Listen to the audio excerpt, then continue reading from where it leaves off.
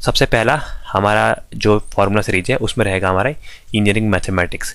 तो engineering mathematics के अंदर जो हमारे टॉपिक रहेंगे वो है सबसे पहले लीनियर अलजेब्रा, देन उसके बाद कैलकुलस, फिर डिफरेंशियल इक्वेशन, कॉम्प्लेक्स वेरिएबल और आपके यहाँ पर प्रोबेबिलिटी और स्टैटिक्स।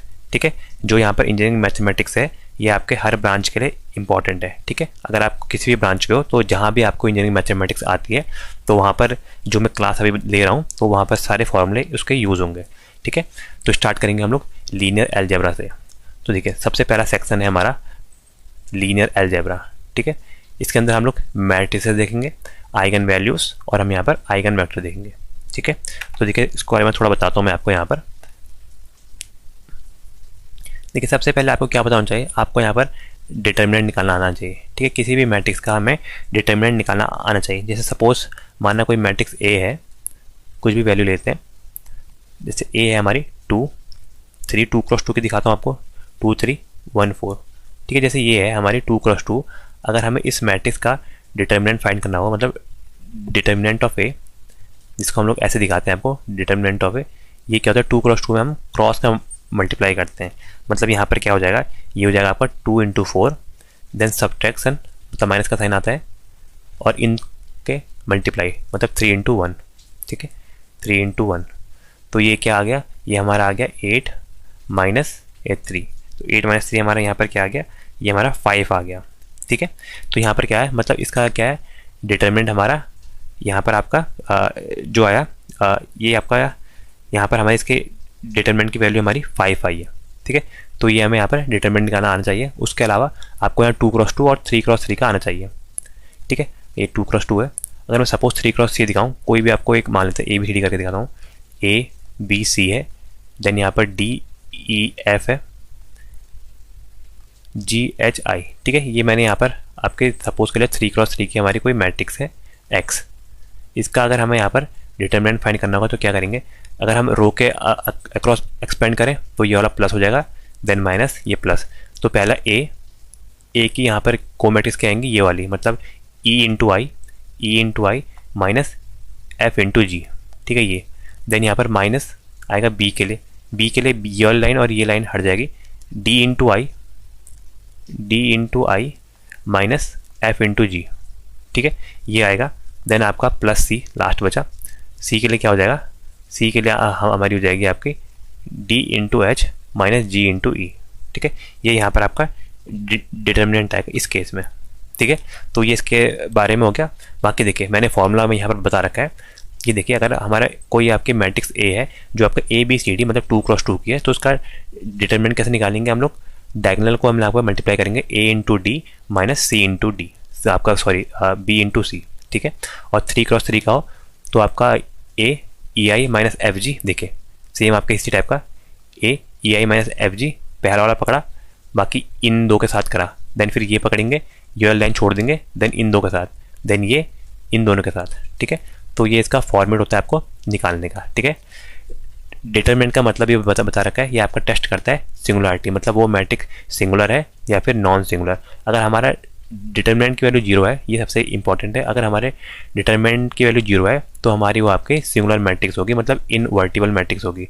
ऐसी मैट्रिक्स जिसका हम इन्वर्स नहीं निकाल सकते, वो अगर डिटरमिनेंट 0 आ रहा तो हम इन्वर्स नहीं निकाल सकते हैं। ठीक है, तो ये आपका सबसे इंपॉर्टेंट पॉइंट है आपका। हम लोग यहाँ पर नॉन सिंगुलर मैट्रिक्स का ही हम लोग डिटरमिनेंट निकालते हैं, सिंगुलर मैट्रिक्स का डिटरमिनेंट नहीं निकाल सकते। ठीक है, और किसके लिए डिफाइन होता है, only square matrix. Square matrix वो जिनके आपके रो और कॉलम की वैल्यू इक्वल हो। देखिए 2 क्रॉस 2 और आपका 3 क्रॉस 3। ठीक है, 3 क्रॉस 3, तो मतलब एक स्क्वायर मैट्रिक्स बन रही है। बाकी आपको इनवर्स के बारे में पता होना चाहिए, हम इनवर्स कैसे निकालते हैं।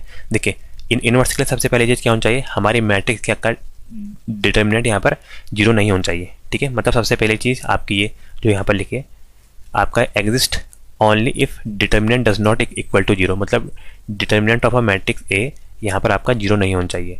मतलब किस टाइप की मैट्रिक्स होनी चाहिए, ये हमारी नॉन सिंगुलर मैट्रिक्स होनी चाहिए। ठीक है, नॉन सिंगुलर मैट्रिक्स के लिए ये आपका एप्लीकेबल है, मतलब ऐसे सिस्टम जो आपके इन्वर्टेबल हो, जिसको हम इन्वर्ट करा जाए।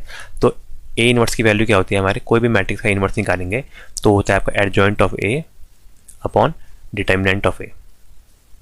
ठीक है, तो डिटर्मिनेंट तो आप ऐसे निकालेंगे जैसे मैंने आपको यहाँ पर दिखाया था। देखिए एडजॉइंट क्या होता है, जब भी हम आपको ट्रांसपोज करते हैं आपको कोफैक्टर मैट्रिक्स को, उसको हम बोलते हैं आपका एडजॉइंट।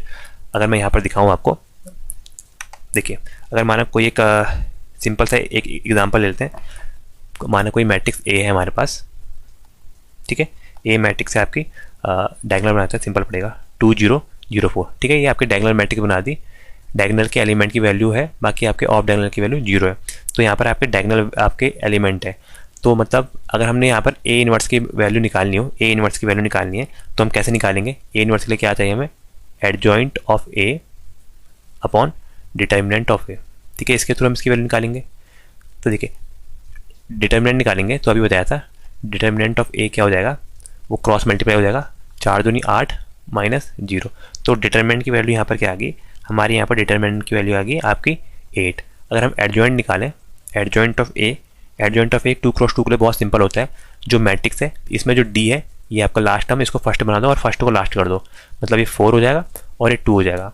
बाकी इन दोनों का हम साइन चेंज करते हैं, 0 माइनस 0, इसके आगे माइनस लगाओगे तो 0 का मतलब 0 ही होगा, इसके आगे भी माइनस लगाओगे तो 0 का मतलब 0 ही हुआ। तो ये हमारी एडजॉइंट ऑफ ए मैट्रिक्स बनी, ठीक है। एडजॉइंट ऑफ ए मैट्रिक्स ये बनी, डिटर्मिनेंट ये बना। तो हम यहाँ पर इनवर्स निकालेंगे तो क्या बनेगा, ए इनवर्स मैट्रिक्स आएगी एडजॉइंट ऑफ ए, मतलब आएगा आपका 4 0 0 और 2, ठीक है। अपॉन ये डिवाइड हो जाएगा किससे, आपका डिटर्मिनेंट ऑफ ए, डिटर्मिनेंट हमारा है 1/8, तो इसको अंदर मल्टीप्लाई करते हैं तो क्या आ जाएगा आपका, ये आएगा आपका 4/8, देन आपका 0/8 0 हो जाएगा, 0/8 0 हो जाएगा और 2/8, ठीक है।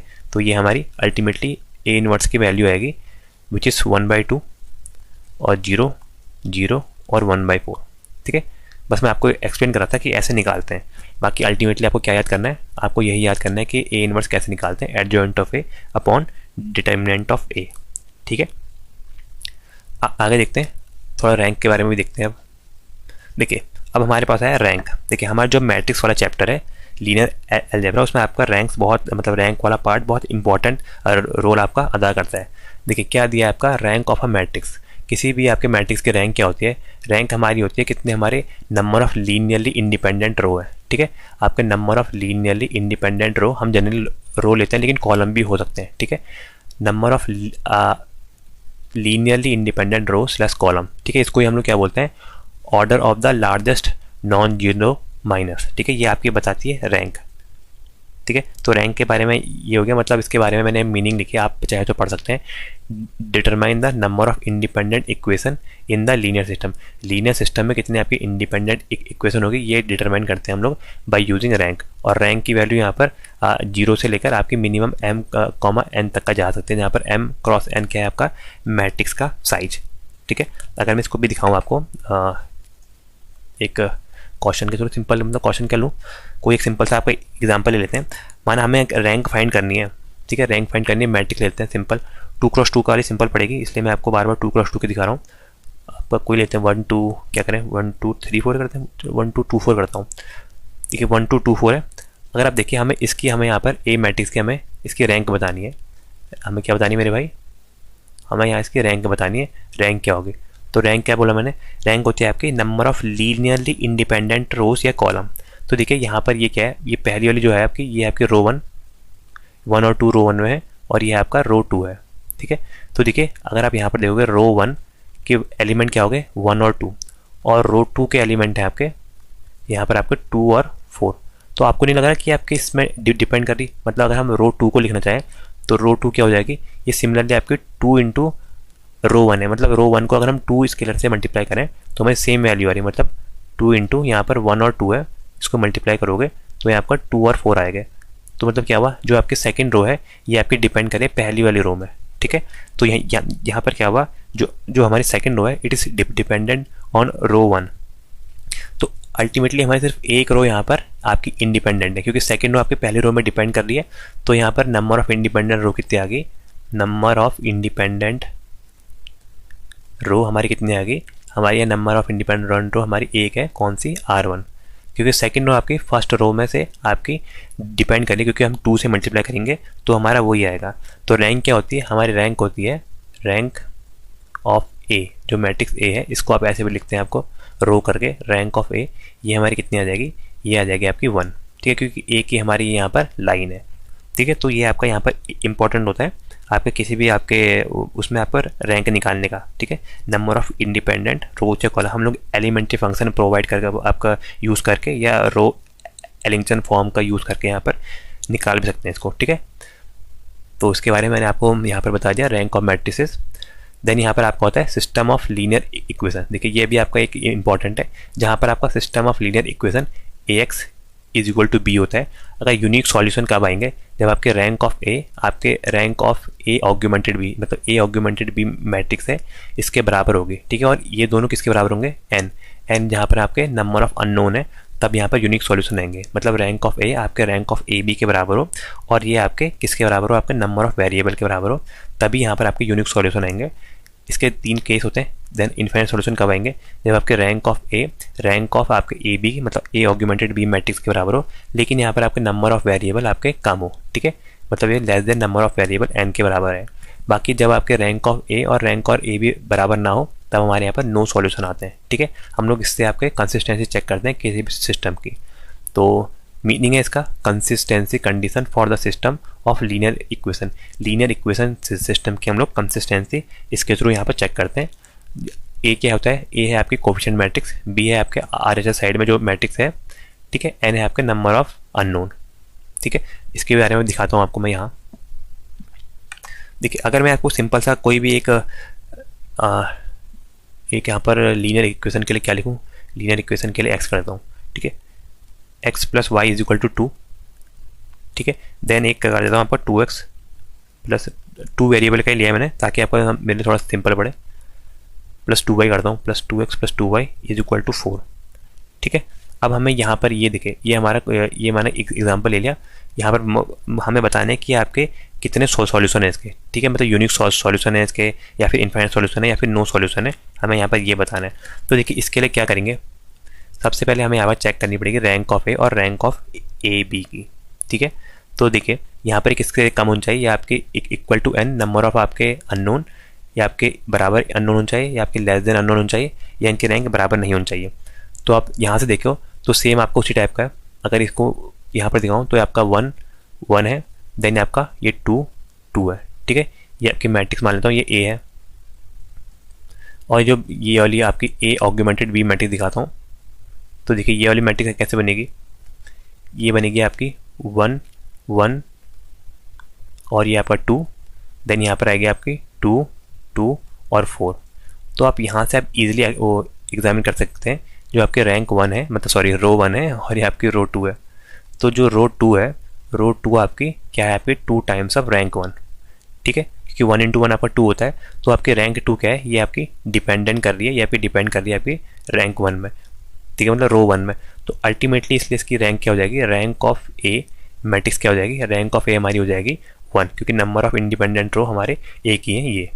ठीक है, सिमिलरली आप इस केस में देखो, इसमें भी आप अगर इसको 2 से आपको मल्टीप्लाई करोगे पहली वाली रो को, तो आपकी ये रो आएगी। मतलब इसमें अभी आपकी जो रो 2 है वो यहाँ पर क्या है, वो आपकी 2 टाइम्स ऑफ रो 1 है। ठीक है, इसका मतलब ये रैंक आपकी रो 2 भी क्या होगी, ये भी आपकी डिपेंडेंट होगी। तो इसके केस में आपकी जो रैंक ए बी की आई है, ए ऑग्यूमेंटेड बी मैट्रिक्स की हमारी रैंक क्या आई, ये भी आपकी 1 आई। तो दोनों बराबर है, मतलब रैंक ऑफ ए हमारी यहाँ पर आपके रैंक ऑफ ए बी के बराबर है, ए ऑग्यूमेंटेड बी, और वो कितनी है हमारी 1। तो ये आपके किसके बराबर है, हमारे यहाँ पर आपके सॉरी यहाँ पर हमारे कितने होने चाहिए, देखिए यहाँ पर आपके नंबर ऑफ वेरिएबल कितने हैं।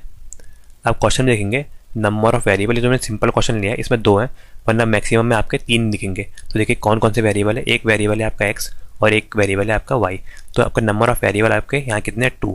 तो इसकी वैल्यू 1 आई और आपके नंबर ऑफ वेरिएबल 2 है। इसका मतलब क्या हुआ, इसकी वैल्यू आपकी रैंक ऑफ ए जो बराबर है आपकी rank of A augmented B, इसकी वैल्यू यहाँ पर कम है किससे, n से। ठीक है, इसकी वैल्यू नंबर ऑफ वेरिएबल से कम है, तो इसलिए हम लोग क्या बोलेंगे, जब भी ये कम होते हैं हम लोग यहाँ बोलते हैं आपको इनफाइनाइट सॉल्यूशन। ठीक है, तब हमारे यहाँ पर इनफाइनाइट सॉल्यूशन आते हैं। ठीक है, तो ये आपको पता होना चाहिए, तभी हमारे यहाँ पर इनफाइनाइट सॉल्यूशन आते हैं। देखिए ये से आपका केस, देखिए ये वाला केस होगा आपका, ये सेकंड वाला इनफाइनाइट सॉल्यूशन कब है, रैंक ऑफ ए और रैंक ऑफ ए भी बराबर है, और यहाँ पर एन मतलब नंबर ऑफ वेरिएबल से कम है। रैंक 1 आई थी और ये आपके 2 थे, तब आपके इनफाइनाइट सॉल्यूशन आते हैं। अगर 2 ही आते हैं तब यहाँ पर हमारे यहाँ पर यूनिक होते हैं, और दोनों की रैंक अगर बराबर नहीं होती तब हम कहते हैं कि हमारा नो सॉल्यूशन है। ठीक है, आगे देखते हैं आइगन वैल्यूज़ के बारे में। देखिए ये है आपका आइगन वैल्यूज़ के ऊपर। देखिए आइगन वैल्यू में क्या देखते हैं हम लोग, यहाँ पर डिटरमिनेंट निकालते हैं आपको a minus lambda I is equal to 0। ठीक है, ये आपकी कैरेक्टरिस्टिक इक्वेशन होती है जिसके आपके रूट्स आपके लैम्डा यानी आइगन वैल्यू यहाँ पर बताते हैं ऑफ अ मैट्रिक्स A। ठीक है, जहाँ लैम्डा क्या है, लैम्डा हमारी आइगन वैल्यू है, आई हमारी आइडेंटिटी मैट्रिक्स है। जितने ऑर्डर की हमारी A मैट्रिक्स होगी उतने ही ऑर्डर के हम लोग आइडेंटिटी मैट्रिक्स बनाते हैं। आइडेंटिटी मैट्रिक्स वो होती है जिनके डायगोनल एलिमेंट की वैल्यू 1 होती है और बाकी जो ऑफ डायगोनल एलिमेंट या बाकी जो एलिमेंट बचे रहते हैं उसकी वैल्यू हमारी यहाँ पर 0 होती है। ठीक है, बाकी यूनिट सेम जो मैट्रिक्स की यूनिट होगी वो इसके बराबर होगी। और एक का भी यूज़ होता है A मस्ट भी हमारी स्क्वायर मैट्रिक्स होनी चाहिए, मतलब n क्रॉस n की मैट्रिक्स होनी चाहिए, तब हम यहाँ पर इसको निकालते हैं। देखिए थोड़ा सा इसको बारे में बता भी देता हूँ। तो देखिए अगर यहाँ पर हमें माना आइगन वैल्यू फाइंड करनी, कोई भी एक मैट्रिक्स A है, सिंपल मैट्रिक्स लेंगे ताकि आपको ईजी समझ में आ जाए, क्योंकि ये फॉर्मूला सेशन है, मैं तो खाली बता देता हूँ कि कैसे हमको सॉल्व करना है। डायगोनल लेते हैं, सिंपल पड़ेगा। ये हमारी डायगोनल मैट्रिक्स है।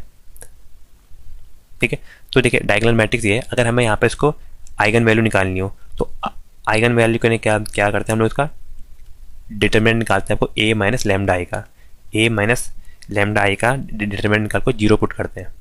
ठीक है, ये क्या होती है, ये हमारी होती है कैरेक्टरिस्टिक इक्वेशन। ठीक है, ये हमारी होती है CE इक्वेशन, कैरेक्टरिस्टिक इक्वेशन। ठीक है, तो देखिए डिटरमिनेंट निकालेंगे A माइनस लैम्डा आई क्या हो जाएगा, देखिए ये आपकी 2 क्रॉस 2 की मैट्रिक्स है, तो आई की जो वैल्यू आएगी मतलब आइडेंटिटी मैट्रिक्स, ये भी यहाँ पर आपकी 2 क्रॉस 2 की बनेगी, जिसमें डायगोनल एलिमेंट की वैल्यू 1 और ऑफ डायगोनल की वैल्यू 0। ठीक है, ये 2 क्रॉस 2 की क्या बन गई हमारी आइडेंटिटी मैट्रिक्स। अब आइडेंटिटी मैट्रिक्स को हम एक स्केलर मतलब यहाँ पर लैम्डा से मल्टीप्लाई करेंगे, तो लैम्डा इंटू आई क्या हो जाएगा मेरे भाई, लैम्डा से मल्टीप्लाई करेंगे 1 इंटू लैम्डा, देन ये आपका 0 0 और लैम्डा। ठीक है, ये हमारी वैल्यू आई। अब यहाँ पर हम A से हम आपको माइनस लैम्डा आई को घटाएंगे। ठीक है, तो क्या आ जाएगा आपका A माइनस लैम्डा आई करते हैं, तो ये 2 माइनस लैम्डा क्या आ जाएगा, 2 माइनस लैम्डा ही होगा, 0 माइनस 0 0 ही होगा, देन आपका 0 माइनस 0 0 ही होगा, और आपका 3 माइनस लैम्डा यहाँ पर ही आ जाएगा 3 माइनस लैम्डा। तो ये हमारी यहाँ पर से इसकी वैल्यू आई। इसका हम लोग क्या निकालेंगे, डिटर्मिनेंट, तो ये आ जाएगा आपका determinant of A minus lambda I, इसको हम लोग यहाँ पर पुट करते हैं 0। तो देखिए पहले डिटरमिनेंट का क्या करेंगे, क्रॉस का मल्टीप्लाई मतलब 3 माइनस लैम्डा का मल्टीप्लाई करेंगे हम लोग 2 माइनस लैम्डा से, और ये तो खैर 0 ही है, तो इज इक्वल टू 0 ही हो जाएगा। तो ये क्या आ जाएगा, अंदर मल्टीप्लाई करते हैं 3 दूनी, पहले इसका इससे और इसका इससे, तो 3 दूनी 6, और ये हो जाएगा minus 3 lambda, then minus lambda का 2 से हो जाएगा माइनस 2 लैम्डा और minus minus plus lambda square is equal to 0। तो अल्टीमेट यहाँ से सॉल्यूशन क्या देंगे, ये आ जाएगी करेक्टरिस्टिक हो जाएगी लैम्डा स्क्वायर माइनस 5 लैम्डा यहाँ पर हो जाएगा प्लस 6 इज इक्वल टू 0। ठीक है, ये यहाँ से हमारी करेक्टरिस्टिक इक्वेशन आएगी। अब हम इसके रूट निकालेंगे, लैम्डा स्क्वायर माइनस 5 लैम्डा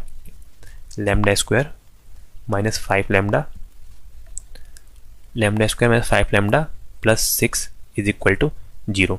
तो रूट निकालेंगे, मतलब इसके आपका मल्टीप्लाई आपका रूट्स का 6 आना चाहिए, और आपका यहाँ पर समीशन इनका 5 आना चाहिए माइनस का।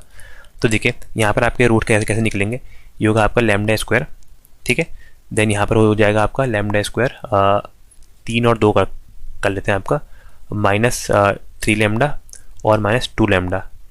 ठीक है, माइनस 3 और माइनस 2 माइनस 5 हो जाएगा, और 3 दूनी 6 minus minus plus 6 is equal to 0।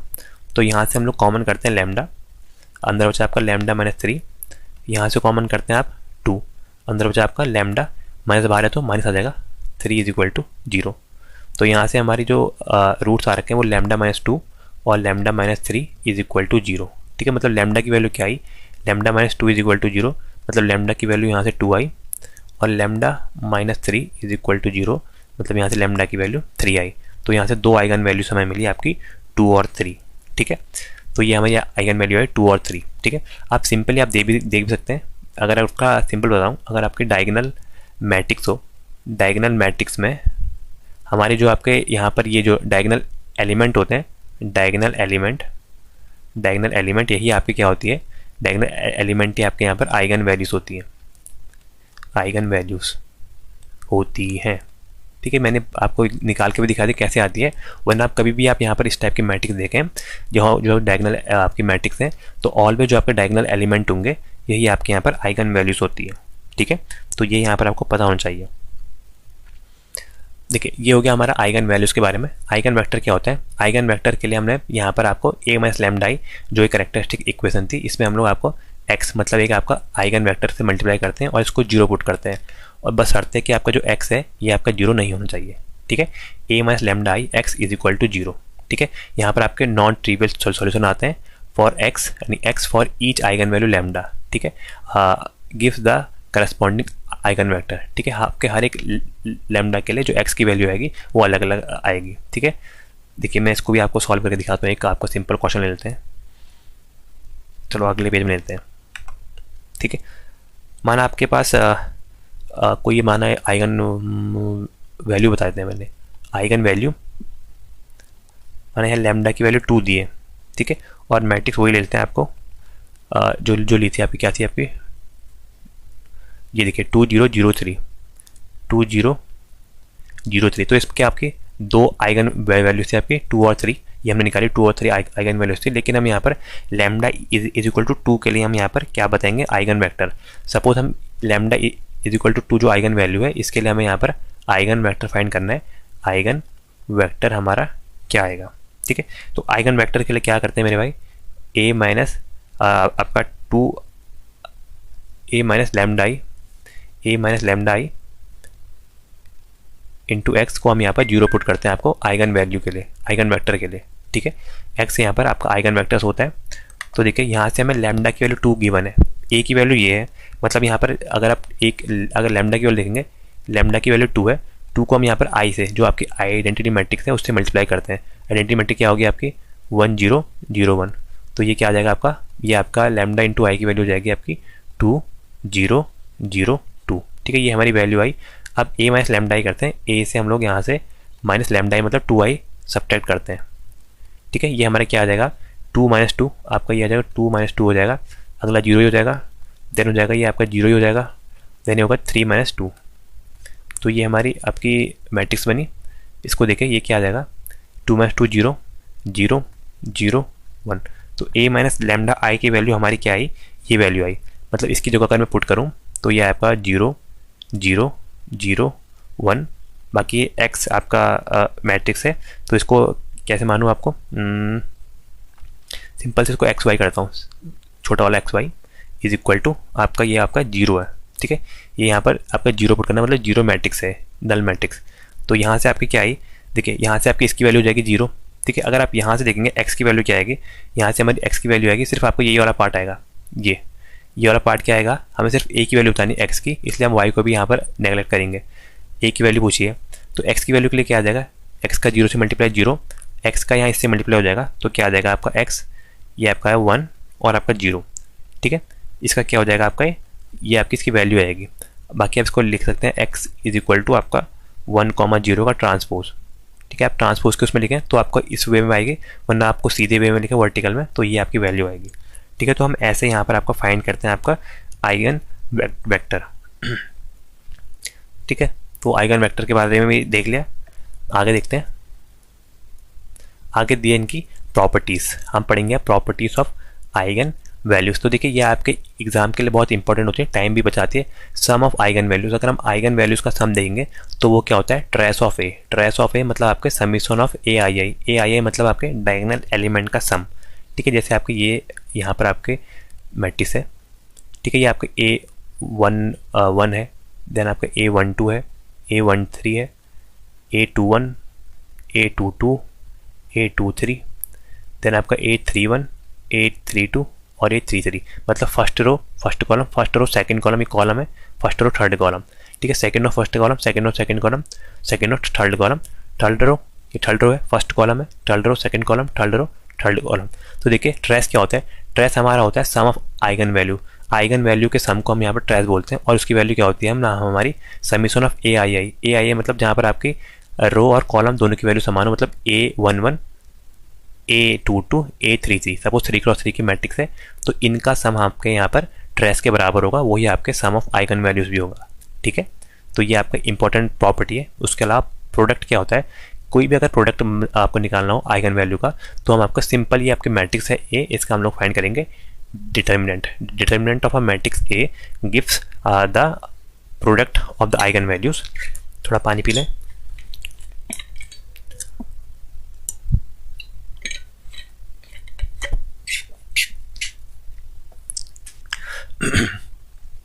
ठीक है, तो क्या था, प्रोडक्ट ऑफ आइगन वैल्यू आपका डिटर्मिनेंट ऑफ ए होता है।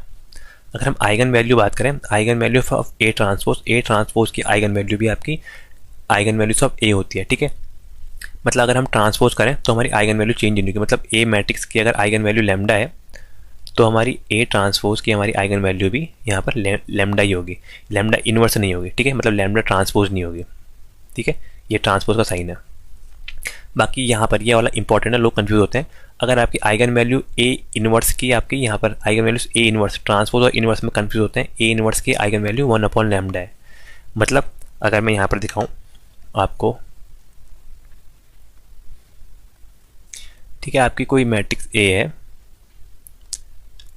उसकी अगर यहाँ पर आइगन वैल्यू लैम्डा है, तो आपका ए इनवर्स उसी मैट्रिक्स का अगर आप इनवर्स निकालेंगे तो यहाँ पर उसकी आइगन वैल्यू 1/λ हो जाएगी। ठीक है, ये यहाँ पर खास चीज़ है, ये कितने लोग भूल जाते हैं। ठीक है, मतलब सपोज अगर कोई एक मैट्रिक्स है, उसकी आइगन वैल्यू 5 है, तो आप उसकी उसी मैट्रिक्स का अगर इनवर्स निकालेंगे तो 1/5 हो जाएगी। ठीक है, मतलब यहाँ पर क्या आ जाएगा, ये आ जाएगी 0.2। ये आपके यहाँ पर आइगन वैल्यूज़ की आइगन वैल्यू आएगी आपकी ए इनवर्स की। देखिए, इसके अलावा हमारे पास होते हैं आपकी पावर वाला। अगर यहाँ पर कोई मैट्रिक्स ए है, ठीक है, ए की पावर के है, तो उसकी यहाँ पर देखिए ए है, मतलब आपके सेम आपका ये वाला केस है। अगर ए है, उसके वैल्यू अगर यहाँ पर लैम्डा है, अगर ए की पावर के कर देंगे तो आइगन वैल्यू भी आपकी लैम्डा की पावर के हो जाएगी। ठीक है, ये यहाँ पर आपके प्रॉपर्टी होल्ड करती है। ठीक है, तो आप ये यहाँ पर याद कर लीजिएगा। ठीक है, तो ये देखिए, वही अगर कोई मैट्रिक्स के हमने यहाँ पर पावर के कर दी, तो हमारी यहाँ पर आइगन वैल्यूज़ भी आपकी उसके पावर के हो जाएगी। ठीक है, ये आपके शॉर्टकट होते हैं किसी आपके ऑब्जेक्टिव टाइप क्वेश्चन को करने के लिए। सबसे इंपॉर्टेंट आपका सम वाला है, जो आपको ट्रेस बताता है, और आपका ये आपका डायगोनल वाला है। ठीक है, जो आपका यहाँ पर जो प्रोडक्ट बताता है। एक क्वेश्चन ले लेते हैं इसके लिए। क्वेश्चन का आपको एक सिंपल एग्जाम्पल के थ्रू दिखाते हैं।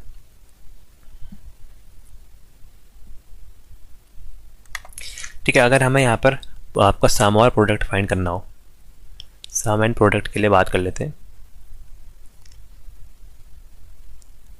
ठीक है, मानो कोई एक मैट्रिक्स है आपकी 2x2 की लेते हैं, सिंपल पड़ेगी 4 1 4 3 7 0 3 0 3 करते हैं। ठीक है, यहाँ पर ये हमारी वैल्यू है। तो अगर हमें यहाँ पर इसका हमें सम निकालना हो, तो सम क्या होगा मेरे भाई, आपके सम ऑफ आइगन वैल्यू सम हो जाएगा आपका ट्रेस। ट्रेस मतलब क्या होगा, आपका डायगोनल एलिमेंट का सम। तो डायगोनल एलिमेंट है यहाँ पर A11 और आपका A22। A11 की वैल्यू आपकी 4 और A22 की वैल्यू है आपकी 3। तो 4 और 3 हमारी हो जाएगी 7। ठीक है, ये हमारी वैल्यू आई। अगर हम लोग इसका प्रोडक्ट फाइंड करें, तो उसके लिए हमें डिटर्मिनेंट निकालना होगा। प्रोडक्ट के लिए हम लोग डिटर्मिनेंट निकालेंगे, तो आपका डिटर्मिनेंट ऑफ ए हो जाएगा 2x2 का सिंपल क्रॉस मल्टीप्लाई हो जाएगा, तो हो जाएगा 4 3 7 माइनस आपका क्या हो जाएगा 4 3 7 यहाँ से हो जाएगा, नहीं 4 3 7 नहीं 4 3 12, ये मल्टीप्लाई करते ना, कंफ्यूज, एक मिनट, हाँ 4 3 12 तो होगा, 4 × 3 4 3 12 और माइनस आपका 1 × 0 मतलब 0 ही हो गया। ये हो जाएगा आपका 12 माइनस 0, आपका यहाँ पर प्रोडक्ट आपका 12 आया। ठीक है, तो यहाँ में जो आपकी यहाँ पर 2x2 है इनका ऑर्डर, तो यहाँ पर हमारी 2 आइगन वैल्यूज आएंगी। कौन कौन सी हमारी ऐसी आइगन वैल्यू आएगी, आइगन वैल्यूज हमारी ऐसी आएंगी जिसका आपका सम करेंगे तो आपका 7 होगा। ठीक है, उसका मतलब ऐसी आइगन वैल्यू आएंगी 2 जिनका सम 7 होगा और यहाँ पर प्रोडक्ट उनका यहाँ पर 12 होगा। तो देखिए सिंपल कर सकते हैं हम, सम 7 और प्रोडक्ट 12 के लिए क्या करेंगे, अगर आप 4 और 3 को यहाँ पर देखें तो 4 3 क्या होता है 12 और यहाँ का 4 और 3 आपका क्या हो जाएगा 4 और 3 आपका 7। ठीक है, तो अल्टीमेटली आप ऐसे भी देख सकते हैं और 2x2 में तो सिंपल जो डायगोनल एलिमेंट होता है वही यहाँ पर इनकी वैल्यूज होती है ट्रेस के बराबर। ठीक है, तो ये हमारे यहाँ पर वैल्यू आई आपका सम 7 और आपका प्रोडक्ट आपका सम 7 और आपका प्रोडक्ट यहाँ पर 12। ठीक है, ऐसे भी हम लोग यहाँ पर फाइंड कर सकते हैं। ठीक है, आगे देखते हैं। देखिए ये हमारा नेक्स्ट है आपका कैली हैमिल्टन थ्योरम। देखिए इससे भी काफ़ी क्वेश्चन आते हैं। अगर ये पूछता है, ये बताता है कि आपकी every square matrix satisfy its own characteristic equation, मतलब आपकी हर जो आपकी स्क्वायर मैट्रिक्स है वो अपनी खुद की कैरेक्टरिस्टिक इक्वेशन को सेटिस्फाई करेंगी। ठीक है, ये आपके किसी भी आपके जो हायर पावर के आपके या फिर इन्वर्स निकालना ए के लिए, लोअर पावर के लिए, पॉलिनोमियल ए के लिए उपयोगी होती है। इसके बारे में थोड़ा आपको बताता हूँ। देखिए क्योंकि ये इसके क्वेश्चन आते हैं। देखिए मानो कोई एक मैट्रिक्स है हमारी, ए ही कर लेते हैं, सब ए ही कर रहे तो इसको ले क्यों करें बी। देखिए मानो कोई मैट्रिक्स ए है आपकी 1 2 2 1 इस टाइप की है, तो हमें यहाँ पर इसके अगर आप कैरेक्टरिस्टिक इक्वेशन निकालें तो कैरेक्टरिस्टिक इक्वेशन क्या होती है। देखिए अगर मैं इसको यहाँ पर सॉल्व करूँ तो कैरेक्टरिस्टिक इक्वेशन के लिए हम लोग यहाँ पर ट्रेस और डिटर्मिनेंट निकालते हैं, मतलब ट्रेस ऑफ ए करेंगे तो ट्रेस ऑफ ए क्या हो जाएगा, इसके डायगोनल एलिमेंट का समीशन, मतलब 1 + 1 हमारे क्या आ जाएगा 2। ठीक है, डिटर्मिनेंट क्या आ जाएगा 1 × 1 माइनस आपका 2 × 2 4, तो 1 - 4 आपका कितना गया -3, यहाँ पर हमारी वैल्यू आ गई। ठीक है, तो अगर हम 2x2 की यहाँ पर हम लोग कैरेक्टरिस्टिक इक्वेशन निकालें तो कैरेक्टरिस्टिक इक्वेशन हमारी सिंपल आती है लैम्डा स्क्वायर। ठीक है, देन आता है माइनस ट्रेस, जो भी आपकी वैल्यू है आपके ट्रेस ऑफ ए या ट्रेस ऑफ ए कर लो, ट्रेस ऑफ ए को हम यहाँ पर लैम्डा से मल्टीप्लाई करते हैं आपका, देन आता है आपका plus determinant of A is equal to 0। ठीक है, ये 2x2 का आपका स्टैंडर्ड फॉर्म है यहाँ पर आपका पुट करने का। तो देखिए ये आप याद कर लीजिएगा, lambda square minus trace of A plus determinant of A is equal to 0। तो देखिए यहाँ पर अगर मैं पुट करूँ तो हमारी वैल्यू क्या आ जाएगी, यहाँ से हमारी वैल्यू आ जाएगी आपकी लैम्डा स्क्वायर माइनस आपका trace of A, trace of A कितना है आपका, ट्रेस ऑफ ए है आपका 2, तो 2 × किससे मल्टीप्लाई हो जाएगा लैम्डा से आपका plus determinant of A, determinant of A -3 plus और माइनस -0 हो जाएगा, तो यहाँ पर आएगा -3 इज इक्वल टू 0। तो ये हमारी यहाँ से आपकी कैरेक्टरिस्टिक इक्वेशन आ गई। तो देखिए ए मैट्रिक्स है, अगर हम हायर निकालना चाहें, अगर हम ए स्क्वायर निकालना चाहें, ठीक है, अगर हमें ए स्क्वायर निकालना हो किसके थ्रू, यही आपके यूजिंग कैली हैमिल्टन थ्योरम, यूजिंग कैली हैमिल्टन थ्योरम, क्या स्पेलिंग होती है पता नहीं, देख लेना, कैली हैमिल्टन कुछ ऐसी होती होगी। तो इसके लिए क्या निकालेंगे, जो हमारे ए की जो वैल्यू आएगी ये क्या आएगी। देखिए अगर मैं यहाँ पर देखो, अगर जो हमारी कैरेक्टरिस्टिक इक्वेशन आई इसको हम कैसे लिख सकते हैं, जो यहाँ पर वैल्यू ए है वो आपके लैम्डा पे जा रही है, तो ए स्क्वायर आपके लैम्डा स्क्वायर में जाएगी, तो हम इसको लिख सकते हैं आपको ए स्क्वायर -2a -3 × ये आपका कांस्टेंट है, तो इसके साथ आपकी आइडेंटिटी मैट्रिक्स मल्टीप्लाई होते हैं इज इक्वल टू 0। ठीक है, तो यहाँ से ए स्क्वायर की वैल्यू अगर निकालनी होगी तो ए स्क्वायर क्या हो जाएगा, ये बाकी सब वहाँ मतलब प्लस के हो जाएंगे, 2a आपका माइनस है तो प्लस 2a + 3i। ठीक है, यहाँ पर हम सिंपली आपको सब्स्टिट्यूट करते हैं ए की जगह लैम्डा की जो हम लोग ए पुट करेंगे और सीधे आपके कोई भी आपके ऑर्डर की इक्वेशन निकालनी हो तो कैली हैमिल्टन के थ्रू इजीली निकाल सकते हैं। आपको ये कैरेक्टरिस्टिक इक्वेशन 2x2 के आपको सिंपली पता होना चाहिए। ठीक है, बाकी मैंने ट्रेस और डिटरमिनेंट के बारे में यहाँ पर आपको एक्सप्लेन कर दिया था। आगे देखते हैं, आपका पार्ट 2 जो इसका है वो है आपका कैलकुलस। ठीक है, इंजीनियरिंग मैथमेटिक्स में कैलकुलस, जिसमें हम लोग आपका मीन वैल्यू थ्योरम, आपके इंटीग्रल कैलकुलस, आपका मैक्सिमम मिनिमा, मल्टीपल इंटीग्रल और आपका वेक्टर कैलकुलस देखेंगे। ठीक है, तो सबसे पहले हम लोग स्टार्ट करते हैं रोल्स थ्योरम से। ठीक है, तो रोल्स थ्योरम को कहती है, अगर आपका फंक्शन ऑफ ए और फंक्शन ऑफ बी अगर बराबर है और आपका फंक्शन ऑफ ए कंटिन्यू है in close interval A B, देखिए ये जो साइन होता है ना, ये ऐसा वाला डब्बा ब्रैकेट जो लगा रखा है, मतलब क्लोज इंटरवल आपका ए और बी में आपका कंटिन्यूस है और आपका डिफरेंशिएबल है आपका ऑन ओपन इंटरवल, इसको बोलते हैं ओपन इंटरवल ए और बी। ठीक है, देन जो आपका सी जो पॉइंट आएगा वो आपका लाई करेगा ए और बी के बीच में, सच दैट जो आपका फंक्शन ऑफ आपका डिफ्रेंसिएशन ऑफ फंक्शन ऑफ सी होगा वो यहाँ पर 0 होगा। ठीक है, मतलब ये क्या क्या करा, माना कोई हमारा ग्राफ है ये, ठीक है, सपोज ये आपका एफ ए है और ये आपका एफ बी है, दोनों की वैल्यू सेम है, फंक्शन ऑफ ए और फंक्शन ऑफ बी की वैल्यू यहाँ पर आपके सेम है, तो कह रहा है उनके बीच में आपका एक पॉइंट होगा, स्टेशनरी पॉइंट, जो आपका होगा फंक्शन ऑफ सी ये। ठीक है, ये आपकी यहाँ पर इसकी वैल्यू होगी फंक्शन ऑफ सी। ठीक है, तो ये बोल रहा कि ये जो आपका ये गारंटी करेगा कि आपके इनके बीच में आपके स्टेशनरी पॉइंट होगा फंक्शन ऑफ सी। ठीक है, जो आपके दो यहाँ पर फंक्शन के बीच में होगा, ए और बी यहाँ पर इंटरवल है, माना ये आपका कोई एक टाइम जोन है, उसके अंदर पर आपके इंटरवल है ये। ठीक है, ये आपका ए पॉइंट है, देन ये आपका बी पॉइंट है, इन दोनों के बीच में आपका एक पॉइंट सी होगा और आपका फंक्शन ऑफ सी की वैल्यू आपके इन दोनों के बीच के पॉइंट के बराबर होगी। इसलिए सबसे मेन चीज़ क्या है, जो फंक्शन है वो आपका मस्ट भी कंटिन्यूस होना चाहिए और आपका डिफरेंशिएबल होना चाहिए अपने इंटरवल के अंदर, इसी के अंदर होना चाहिए, इसके बाहर होगा तो कोई दिक्कत नहीं है। ठीक है, इसके अंदर आपका मस्ट भी आपका इंटीग्रेबल होना चाहिए। तो देखिए उसको मैं आपको एक सिंपल से क्वेश्चन से दिखाऊँ, ये मैंने भी आपको कॉलेज में हमारे जो टीचर थे उन्होंने सिखाया था इसके थ्रू। देखिए यहाँ पर क्या होता, हमारे रोल्स थ्योरम का अगर मैं दिखाऊँ, कोई माना फंक्शन है आपका फंक्शन ऑफ एक्स, मान लें कि आपका क्वाड्रेटिक इक्वेशन लेते हैं, आपका x square minus 4x plus 3, suppose ये ले ली मैंने, इंटरवल लेते हैं आपको 1 से 3 के बीच में। ठीक है, क्लोज इंटरवल 1 to 3। ठीक है, तो सबसे पहले हमें यहाँ पर क्या चेक करना पड़ेगा कि ये यहाँ पर आपका कंटिन्यूस है और आपका डिफरेंशिएबल है। तो देखिए डिफरेंशिएबल के लिए हम लोग क्या करेंगे, हम लोग यहाँ पर इसका एफ डैश एक्स निकालेंगे, डिफरेंशियल के लिए एफ डैश एक्स की वैल्यू निकालेंगे, तो एक्स का एक्स स्क्वायर का क्या हो जाएगा, एक्स स्क्वायर क्या हो जाएगा आपका 2x और ये हो जाएगा -4। इसको हम पुट करेंगे 0 के, आपके जब हम आपका डिफरेंशियल निकालते हैं तो F dash X is equal to 0 put करते हैं।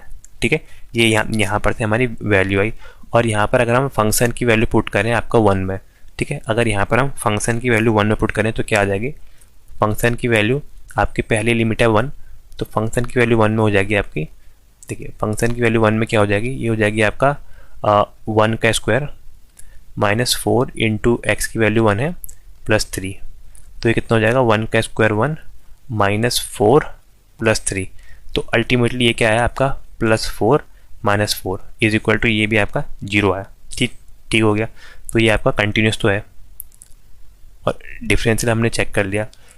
बाकी देखिए आप 3 में देखते हैं, 3 में आपका ये कंटिन्यूस है नहीं है, एफ ऑफ 3 यहाँ पर चेक करते हैं वैल्यू, तो ये क्या आएगा आपका 3 का स्क्वायर, एक्स का स्क्वायर मतलब 3 का स्क्वायर -4 इंटू 3 +3, तो 3 3 9 -12 +3, तो ये क्या आ जाएगा, ये आ गया आपका 12 -12 इज इक्वल टू 0, तो इसकी वैल्यू 0 आ गई, इसकी वैल्यू 0 आ गई, मतलब आपका कंटिन्यूस भी है और हमने यहाँ से डिफरेंशियलिटी चेक कर दी। ठीक है, तो एफ ऑफ ए की वैल्यू और एफ ऑफ बी एफ मतलब फंक्शन ऑफ 1 की वैल्यू आपके फंक्शन ऑफ जो फंक्शन की वैल्यू 3 पर है, इसकी वैल्यू यहाँ पर आपकी 0 आई है। ठीक है, और आपकी इसकी वैल्यू यहाँ से अगर हम निकालें, देखिए यहाँ से हम क्या करेंगे, जो हमारी x की वैल्यू है ये 2x -4 इज इक्वल टू 0 है, तो x की वैल्यू हम निकालें तो क्या हो जाएगा 2x इज इक्वल टू ये माइनस वाला वहाँ जाके प्लस में 4 हो जाएगा, तो x की वैल्यू हमारी 2 आ जाएगी, तो वो पॉइंट हमारा 2 होगा। ठीक है, तो हम यहाँ पर x की जगह क्या लिखते हैं, हम लोग यहाँ पर c लिखते हैं, तो c इज इक्वल टू 2, जो हमारा पॉइंट है वो आपका 2 आएगा, मतलब वो पॉइंट आपका 2 होगा। ठीक है, जो आपका इंटरवल था 1 और 3 के बीच में, तो इसमें आपका जो पॉइंट आएगा वो आएगा आपका पॉइंट नंबर 2, मतलब 2 पे आपका ये आएगा, और देखिए 2 आपका लाई कर रहा है आपका क्लोज इंटरवल 1 और 3 के अंदर। ठीक है, तो ऐसे हम इसको सॉल्व करते हैं, तो ऐसे हमने इसको सॉल्व करा। बाकी आपने यही देखना है function of A function of B जहाँ पर बराबर है, देखिए फंक्शन ऑफ ए हमारा फंक्शन ऑफ ए आपका फंक्शन ऑफ बी आपका एक्यूरेट इक्वल है, कितने के बराबर है, ये 0 के बराबर है। ठीक है, तब आपका ये यूज़ करते हैं और देखेंगे फंक्शन ऑफ ए आपका कंटिन्यूस है और आपका डिफरेंशिएबल है, ये हमने चेक करा, देन जिसकी वैल्यू आएगी सी की वो आपकी ए और बी के बीच में लाई करेगी। ठीक है, फंक्शन ऑफ आपका जो एक्स है ये F dash x minus 4 into x की वैल्यू 1 है, +3, तो ये कितना हो जाएगा 1 का स्क्वायर 1 -4 इंटू 3 +3, तो 3 3 9 -12 +3, तो 3 3 9 -12 +3, तो ये आपका 12 -12 इज इक्वल टू 0, तो इसकी वैल्यू हमारी 2 आ गई। ठीक है, फंक्शन ऑफ आपका जो एक्स है ये एफ डैश एक्स ये इसको हमने यहाँ पर x को देन लास्ट में हम लोग c दिखाते हैं, ठीक है, वो आपका स्टेशनरी पॉइंट। तो ये इसका आपका फॉर्मेट होता है सॉल्व करने का। आगे देखते हैं। देखिए नेक्स्ट है आपका लैग्रांजे मीन वैल्यू थ्योरम। देखिए लैग्रांजे ने भी अपनी मीन वैल्यू थ्योरम दी। इन्होंने बोला जो आपका एफ डैश सी है वो आपका function of A minus function of B upon B minus A होगा, ठीक है। इन्होंने बोला कि there exist a point where the instantaneous, देखिए सबसे इंपॉर्टेंट लाइन आपका स्टेटमेंट में आता है, instantaneous rate of change is equal to the average rate of change. मतलब जो इंस्टेंटेनियस रेट ऑफ चेंज हो रहा वो जहाँ पर आपके एवरेज रेट ऑफ चेंज जो कि वो के बराबर हो जाएगा, तब हम लोग यहाँ पर आपका लैग्रांजे मीन वैल्यू थ्योरम लगाते हैं, ठीक है। जो एफ डैश सी है ये आपका डेरिवेटिव है सी का, मतलब फर्स्ट डेरिवेटिव है सी का, ठीक है। अगर मैं इसके बारे में भी आपको यहाँ पर दिखाऊँ, एक क्वेश्चन ले लेते हैं, यहाँ ले लेते हैं क्वेश्चन, ठीक है। माना आपका हमें यहाँ पर वही आपकी सी की वैल्यू फाइंड करनी है। ये जो पॉइंट है सी, यहाँ पर लिखता हूँ सी फाइंड करना है, ठीक है, सी फाइंड करना है यहाँ पर। तो देखिए कैसे माने, कोई एक फंक्शन मान लेते हैं, फंक्शन ऑफ एक्स स्क्वायर करते हैं। देखिए एक्स स्क्वायर का ग्राफ भी सिंपल होता है, आपने देखा भी होगा। एक्स स्क्वायर कर लेते हैं और किस में, ऑन इंटरवल 1 और 3 के बीच में हम लोग निकालना है। तो देखिए यहाँ पर क्या करेंगे हम लोग, इसके देखिए ये क्या आपका लैग्रांजे मीन वैल्यू थ्योरम के हिसाब से एफ ऑफ सी की वैल्यू क्या हो जाएगी, function of B minus function of A upon B minus A, ठीक है। ये यहाँ पर हमारी वैल्यू होती है। आपको ये बार बार लिख रहा हूँ ताकि आपको ये याद हो जाए, वैसे याद होगी आपको, ठीक है। तो देखिए यहाँ पर अगर हम लोग सबसे पहले यहाँ पर फंक्शन की वैल्यू निकालते हैं बी पर, तो फंक्शन की वैल्यू बी पर क्या हो जाएगी, फंक्शन की वैल्यू बी पर हो जाएगी आपकी, विच इज़ यहाँ पर आपका ये ए पॉइंट है और ये बी पॉइंट है। बी की वैल्यू 3 है तो आपको 3 का स्क्वायर इज़ 9। अगर फंक्शन की वैल्यू हम ए पर निकालें, ए पॉइंट मतलब पहला वाला पॉइंट यहाँ पर है आपका 1, तो 1 का स्क्वायर हमारा 1 ही होगा। तो इसका जो फंक्शन की वैल्यू बी और फंक्शन की वैल्यू ए पर हमारी 1 बनाई, और ए और बी की वैल्यू क्या है, ए की वैल्यू 1 है, बी की वैल्यू यहाँ पर 3 है। तो हम यहाँ से अगर हम इसमें पुट करेंगे तो हमारी ये वैल्यू क्या आएगी, ये हमारी वैल्यू आ जाएगी आपकी, फंक्शन ऑफ बी की वैल्यू 9 है, ये माइनस ए की वैल्यू 1 है अपॉन इसकी बी की वैल्यू 3 है, इसकी वैल्यू यहाँ पर 1 है। तो ये क्या है आपका, 9 में से 1 कम करा 8, और आपका 3 में से 1 कम करा तो 2, तो अल्टीमेटली ये कितना है, ये आपका 4। तो फंक्शन एफ डैश सी की वैल्यू यहाँ पर हमारी इतनी आई है। तो हमें यहाँ से क्या निकालना है, हमें यहाँ पर इसकी वैल्यू निकालनी पड़ेगी सी की। तो एफ डैश सी की वैल्यू हम इसकी जगह सी पुट करते हैं, तो function of x is equal to X square था, इसकी वैल्यू हम लोग यहाँ पर सी पुट करते हैं, तो फंक्शन ऑफ एक्स का डिफरेंशिएट करेंगे तो आ जाएगा 2x, ठीक है। देन ये जो x की वैल्यू होगी ये सी होगी, ठीक है। तो अल्टीमेटली हम इसको क्या पुट करेंगे, हम इसको पुट करेंगे आपका 2c, ठीक है। तो ये क्या आ जाएगा, ये आ जाएगा आपका 2c इज इक्वल टू 4। तो यहाँ से भी c की वैल्यू क्या आ गई, c की वैल्यू 4/2 इज इक्वल टू 2, क्योंकि मैंने क्वेश्चन सेम लिया था। देखिए ये अगर मैं इसका ग्राफ दिखाऊँ तो एक्स स्क्वायर का ग्राफ आपका ऐसे करके इंक्रीज होता है, ठीक है। ये आपका 1 है और आपका 3 है, ये आपका अनइक्वल, जब एफ ए की वैल्यू अलग है एफ बी की वैल्यू अलग है तब यूज़ होता है, ठीक है। वहाँ तो जैसे दोनों की वैल्यू सेम थी, पीछे वाले में ये दोनों की वैल्यू सेम थी, यहाँ दोनों की वैल्यू अलग है, एफ ए की वैल्यू अलग है यहाँ पर और फंक्शन ऑफ बी की वैल्यू अलग है। तो देखिए यहाँ पर आपकी जो वैल्यू है ये 1 है और आपकी यहाँ पर बी की वैल्यू आपकी 3 है, और फंक्शन ऑफ ए की वैल्यू यहाँ पर 1 है और 9 है। इसके बीच का जो हमारा पॉइंट है वो आपका यहाँ ये जो सी की वैल्यू है ये 2 पर आएगी ये, तो ये हमारा पॉइंट बताता है यहाँ पर, ठीक है। तो हम इसको ऐसे स्टेप से हम इसको सॉल्व करते हैं। देखिए बाकी इसके अलावा ये आपका इंपॉर्टेंट है, आपको पता होना चाहिए, आपका integration a to B F of X D X, ठीक है। क्या लिखेंगे, upper limit minus lower limit, मतलब F of A minus F of B लिख सकते हैं, जहाँ पर एफ डैश एक्स क्या होता है आपका एफ ऑफ एक्स से होता है, ठीक है। ये आपको पता होना चाहिए, आपको किसी भी टाइप का अगर क्वेश्चन आपको सिंपल देखें तो सॉल्व करने के लिए, ठीक है, ये आपको यहाँ पर पता होना चाहिए। बाकी थोड़े स्टैंडर्ड फार्मूले दिखेंगे हम, ये देखिए ये आपके स्टैंडर्ड इंटीग्रल फार्मूला है। अगर आपका इंटीग्रेशन x की पावर n, जिसको हम पावर फार्मूला बोलते हैं, ये होता है आपका x की पावर n+1 अपॉन आपका n+1, ठीक है। यहीं पर देखो आपको दिखाता हूँ, अगर यहाँ पर अगर आपका दिया होता x की पावर 3, इसका अगर हमने यहाँ पर इंटीग्रेशन निकालना होता x की पावर 3 × dx, इस फॉर्मूले के हिसाब से देखो तो क्या आएगा आपका x की पावर है आपकी 3+1 अपॉन नीचे आ जाएगा आपका 3 + 1 + c। ठीक है, तो यहाँ पर क्या आ जाएगा, ये हो जाएगा आपका x⁴ अपॉन 4 + c। तो मतलब इसका होता है x⁴ अपॉन 4, जो c है ये आपका यहाँ पर कोफिशिएंट होता है। ठीक है, 1/x का होता है ln x। ठीक है, प्लस c जो c है आपका, ये है आपका कोफिशिएंट है, कांस्टेंट ऑफ इंटीग्रेशन। ठीक है, e⁴x का हमारा e⁴x ही होता है, चाहे आप डिफरेंशिएशन करो चाहे इंटीग्रेशन करो। ठीक है, बस इसके साथ एक आपका इंटीग्रेशन कांस्टेंट लगता है। सबसे इंपॉर्टेंट आप साइन एक्स और कॉस एक्स याद कर लीजिए। साइन का आपका माइनस कॉस आता है, साइन में हमेशा माइनस कॉस लगेगा, और आपका कॉस का सिंपल साइन होता है। ठीक है, sec² x का हमारा tan x होता है। ठीक है, तो ये आपके यहाँ पर 6 सबसे इंपॉर्टेंट मैंने यहाँ पर लिए हुए थे। बाकी आपने जो रेगुलर क्लास है उसमें तो पढ़ाई होगा। ठीक है, जो सी है, सी क्या बताता है, सी है आपका कांस्टेंट ऑफ इंटीग्रेशन। ठीक है, सबसे इंपॉर्टेंट आपके यहाँ पर पावर फॉर्मूला भी है, ये आप यहाँ पर याद कर लीजिएगा। आगे देखते हैं। तो देखिए अब है आपका मैक्सिमा मिनिमा।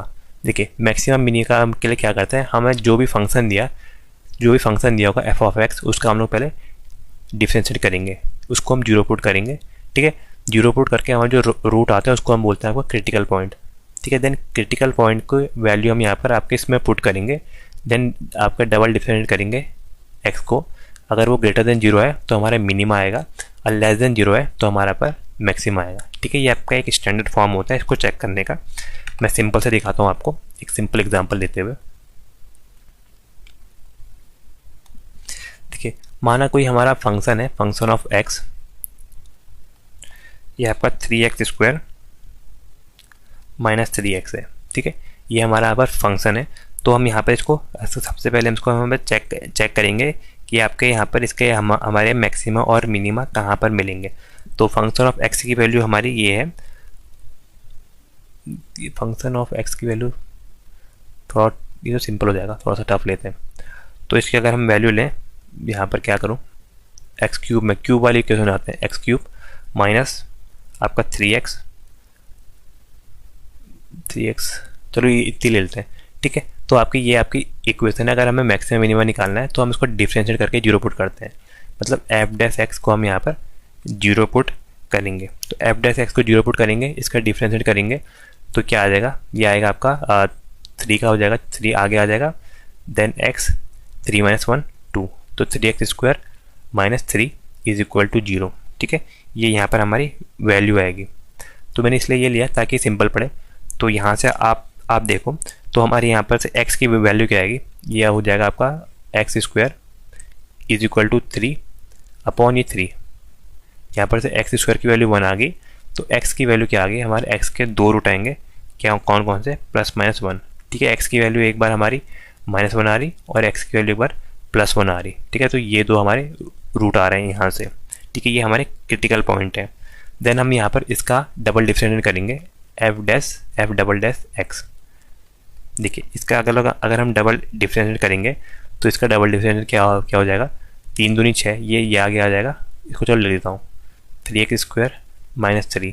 तो ये क्या आ जाएगा, ये आ जाएगा आपका, आगे आ जाएगा 3 दूनी 6, 6x, आगे तो 0 हो जाएगा, 6x। ठीक है, ये हमारी यहाँ पर वैल्यू आई।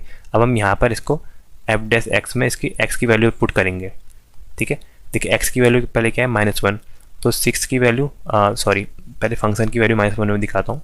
तो फंक्शन की वैल्यू यहाँ पर -1 में क्या आएगी, ये हमारी आएगी आपकी -1 पुट करेंगे तो हो जाएगा 6 × -1। तो यहाँ पर क्या आ रही है हमारी -6 मतलब कि ये क्या आ रही, ये आ रही लेस देन 0 आ रही है, मतलब नेगेटिव आ रही है। ठीक है, नेगेटिव के केस में हमारा क्या होता है, हमेशा नेगेटिव के केस में आपका मैक्सिमा आएगा, और वहीं देखिए दूसरा जो पॉइंट होगा वो मैक्सिमा ही होगा। 1 पुट करेंगे तो ये क्या आ जाएगा आपका 6 × 1 मतलब 6। तो यहाँ पर वैल्यू आपकी ग्रेटर देन 0 आ रही, ग्रेटर देन 0 के टाइम में हमारा मिनिमा आता है। ठीक है, तो ये आपका फॉर्मेट होता है इसको सॉल्व करने का। ये देखिए लेस देन 0 में आपका मैक्सिमा आएगा और ग्रेटर देन 0 में आपका मिनिमा आएगा। ठीक है, ये यहाँ पर आपका सिंगल वेरिएबल का केस है। बाकी अगर मैं डबल वेरिएबल की बात इसकी बात करूँ तो देखिए गेट वगैरह में तो आते हैं लेकिन बाकी एग्जामों में नहीं आते, लेकिन फिर भी मैंने मेंशन कर दिया। देखिए अगर दिया है आपका f(x)(x) और f(y)(y) और f(x)(y) इधर सेकंड पार्शियल डेरिवेटिव लिखना भूल गया, कोई बात नहीं। जो जहाँ डी की वैल्यू होती है ये सबसे इंपॉर्टेंट है, ये डी की वैल्यू बतानी चाहिए। डी की वैल्यू होती है आपकी F X x minus F X Y Y minus F X Y का स्क्वायर, ठीक है। अगर डी की वैल्यू हमारी ग्रेटर देन जीरो है और एफ एक्स वाई की वैल्यू ग्रेटर देन जीरो है तब हमारा मिनिमा आएगा। वहीं अगर डी की वैल्यू जीरो है और एफ एक्स की वैल्यू यहाँ पर लेस देन जीरो है तब हमारे यहाँ पर आपका मिनिमा आएगा। और डी लेस देन जीरो हो गया तब तो हमारे सैडल पॉइंट आएगा, हमें दोबारा डिफ्रेंशिएट करना पड़ेगा, ठीक है। जो आपका एफ एक्स एक्स है, एफ वाई वाई है या एफ एक्स वाई है, ये सेकेंड ऑर्डर के पार्शियल डेरिवेटिव है। मतलब पहली बार डिफरेंट करा एक्स के रिस्पेक्ट में, फिर हमने डबल डिफरेंट में करा है एक्स के उसमें ही, ठीक है। यहाँ पहले एक्स के उसमें फिर ये आपका वाई के उसमें, ठीक है, ये हमने करा है। तो देखिए यहाँ पर क्या होता है, del F upon del x, आपका del F upon del Y is equal to zero आपका फर्स्ट पॉइंट आएगा, ठीक है। ऐसे हमने इसको डबल डिफरेंशिएट करा है। आप ऐसे समझ नहीं रहे होंगे, मैं आपको क्वेश्चन के थ्रू दिखाता हूँ। एक सिंपल एग्जांपल लेते हैं, ठीक है। माना कोई डबल वेरिएबल का दिखाता हूँ, फंक्शन है आपका एक्स और वाई है, ठीक है। इसकी वैल्यू मान लेते हैं आपका x square plus Y square है। कोई पॉइंट मान लेते हैं आपका 0,0 पर, ठीक है। तो हम क्या क्या निकालेंगे, देखिए हमने क्या क्या निकालना है इसमें, एफ एक्स एक्स की वैल्यू निकालनी है, एफ वाई वाई की वैल्यू निकालनी है और आपके फंक्शन की एक्स और वाई की वैल्यू निकालनी है, ठीक है। एफ एक्स एक्स मतलब आपका हमने यहाँ पर डबल डिफरेंस करना है इसका एक्स के रिस्पेक्ट में, ठीक है।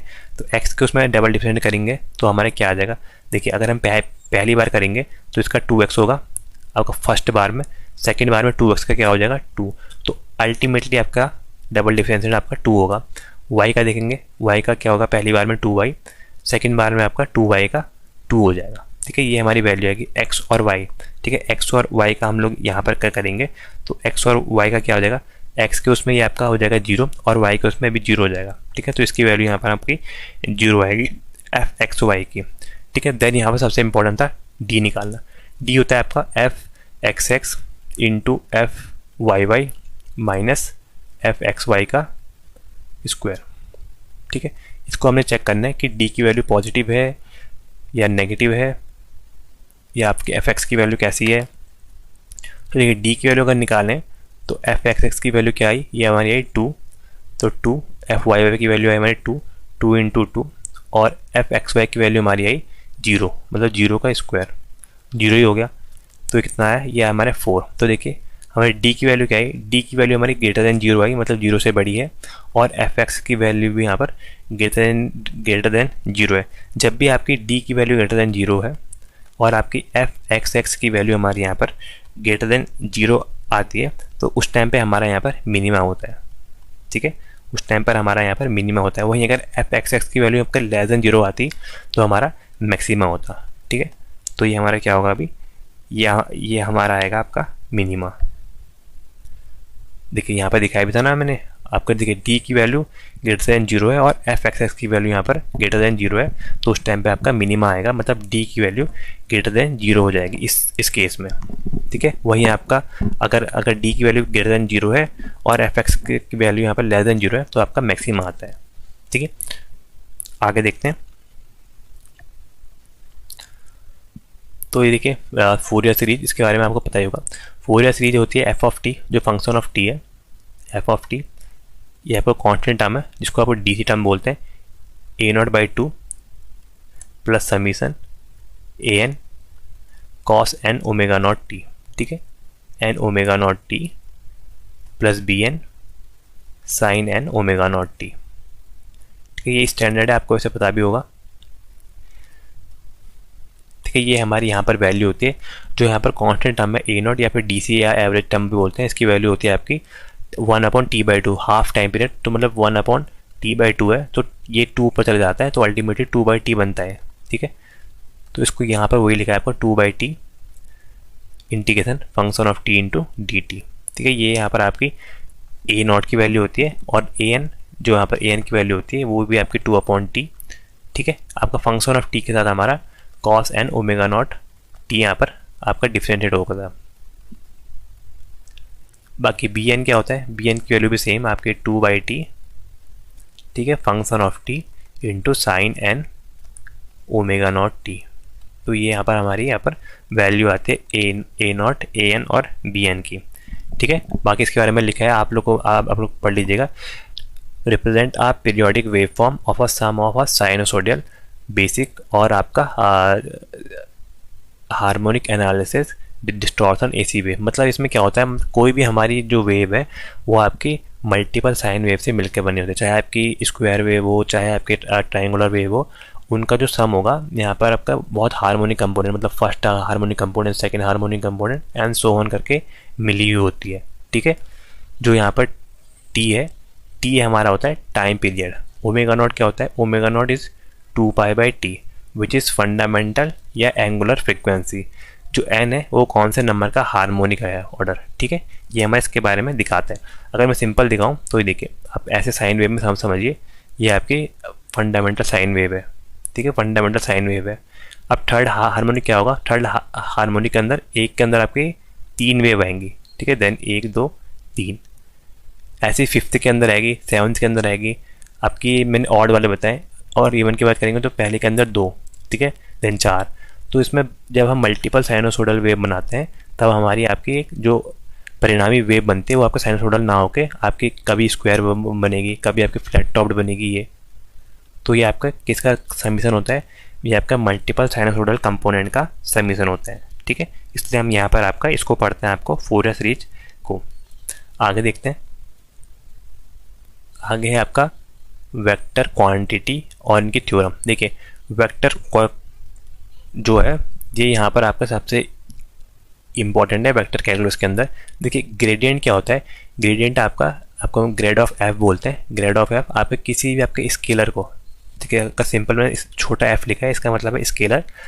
जब हम किसी भी आपको स्केलर को ग्रेडियंट निकालते हैं, मतलब स्केलर को ग्रेड से मल्टीप्लाई करते हैं, तो वो आपका वेक्टर में कन्वर्ट हो जाता है। ठीक है, मतलब ग्रेडियंट का काम है आपका स्केलर को वेक्टर में कन्वर्ट करना, विच इज़ आपका grade of F del F upon del X into I. देखिए आई आपका वेक्टर साइन है, I J K, del F upon del Y into J, del F upon del Z into के।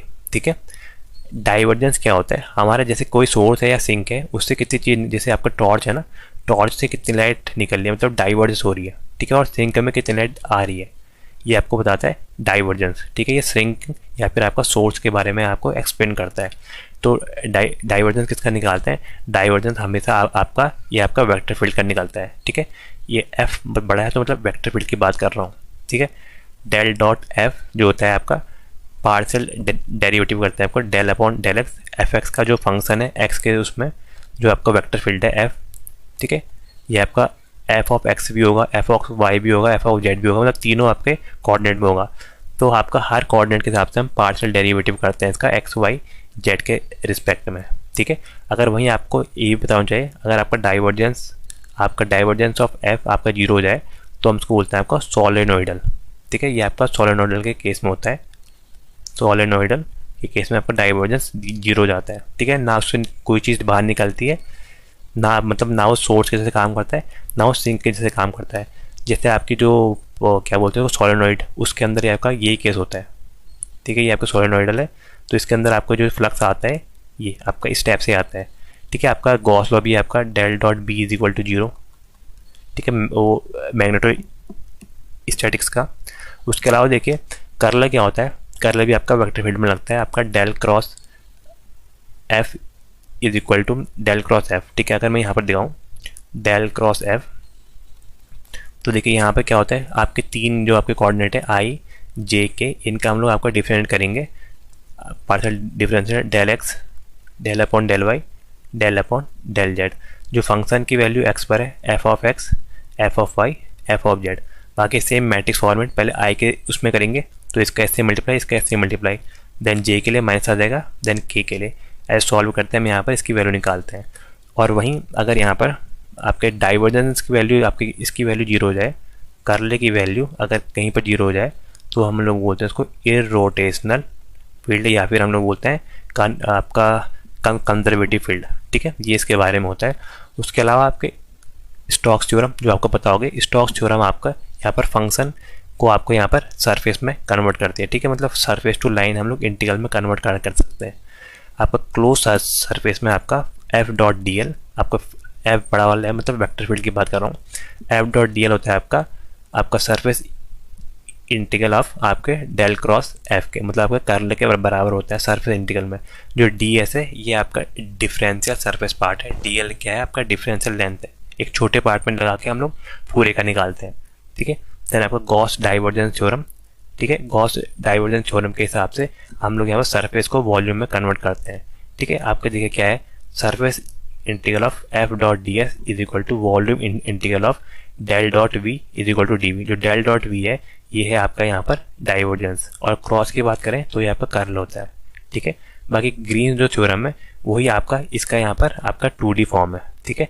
वो क्या होता है आपका क्लोज लूप में आपका P X P D x plus Q D Y हमारा बराबर होता है आपका double integration of del Q upon del X minus del P upon del Y area के हिसाब से, ठीक है। ये आपका कोर आपका वेक्टर कैलकुलस के बाद है। इसके बाद में मैं आपको, अगर आप EMFT देखें तो उसमें मैं आपको डिटेल में बताऊंगा, ठीक है, इसके बारे में। तो देखिए यहाँ पर एफ क्या है, एफ है आपका वेक्टर फील्ड जो कैपिटल एफ है, स्मॉल एफ है स्केलर फील्ड, डी एस है आपका सरफेस है आपका एलिमेंट, और डी वी है आपका वॉल्यूम एलिमेंट, ठीक है। तो ये यहाँ पर आपके इम्पॉर्टेंट हो गया। आगे देखते हैं, जो हमारा नेक्स्ट सेक्शन है वो है आपका डिफरेंशियल इक्वेशन, ठीक है। अब हम यहाँ पर डिफरेंशियल इक्वेशन को गो थ्रू करेंगे।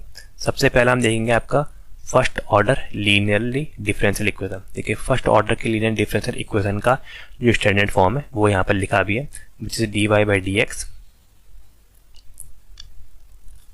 Plus P X Y is equal to Q X, ठीक है। इस टाइप की अगर जो हमारी इक्वेशन होती है तो यहाँ से जो हमारी पी एक्स की वैल्यू आती है हम इससे पहले निकालते हैं integrating factor, I of F की वैल्यू निकालते हैं which is E raise to power integration P X D X, ठीक है। ये हमारी वैल्यू आती है। देन हम यहाँ से सॉल्यूशन निकालते हैं। सॉल्यूशन के लिए क्या करते हैं हम लोग वाई का वाई में मल्टीप्लाई करते हैं इंटीग्रेटिंग फैक्टर का, देन इंटीग्रेशन करते हैं आपका क्यू एक्स में मल्टीप्लाई करेंगे आपको इंटीग्रेटिंग फैक्टर का इंटू डी एक्स, और एक कॉन्स्टेंट चिपकाते हैं सी, ठीक है। तो ये इसका फॉर्मूला होता है सॉल्व करने का। तो वो यहाँ पर दिया है आपका dy by D x plus P X Y is equal to Q X. ये फर्स्ट ऑर्डर की डिफरेंशियल इक्वेशन है। सॉल्यूशन के लिए से पहले हम लोग यहाँ पर इंटीग्रेटिंग फैक्टर फाइंड आउट करेंगे। ये ई की पावर आपका पी डी एक्स, सबसे पहले आप ये integration of P D x find करो, फिर उसको ई की पावर में रखो, ठीक है। वो आपका इंटीग्रेटिंग फैक्टर देगा। इंटीग्रेटिंग फैक्टर को हम यहाँ पर आपको वाई से मल्टीप्लाई करेंगे, और क्यू के साथ इंटीग्रेटिंग फैक्टर मल्टीप्लाई करके हम लोग इंटीग्रेट करेंगे डी एक्स के रिस्पेक्ट में। देन यहाँ पर प्लस सी जो कॉन्स्टेंट आएगा वो आएगा, ठीक है। ये आपका स्टैंडर्ड मेथड है इन इंटीग्रेटिंग फैक्टर को सॉल्व करने की first order linearly ordinary differential equation में, ठीक है। ये आपके कोई भी आपके आर एल सर्किट या RC सर्किट के यूज में होती है, ठीक है। आई एफ इंटीग्रेटिंग फैक्टर है आपका, डिपेंडेंट क्या है यहाँ पर वाई ऑफ एक्स, आपने देख रहे हो वाई और एक्स हमारे डिपेंडेंट है, मतलब वेरिएबल है जो डिपेंड कर रहे हैं, और इक्वेशन आपकी मस्ट भी लीनियर होनी चाहिए Y N D Y by D X, ठीक है। एक आपको क्वेश्चन के थ्रू दिखाता हूँ सिंपल।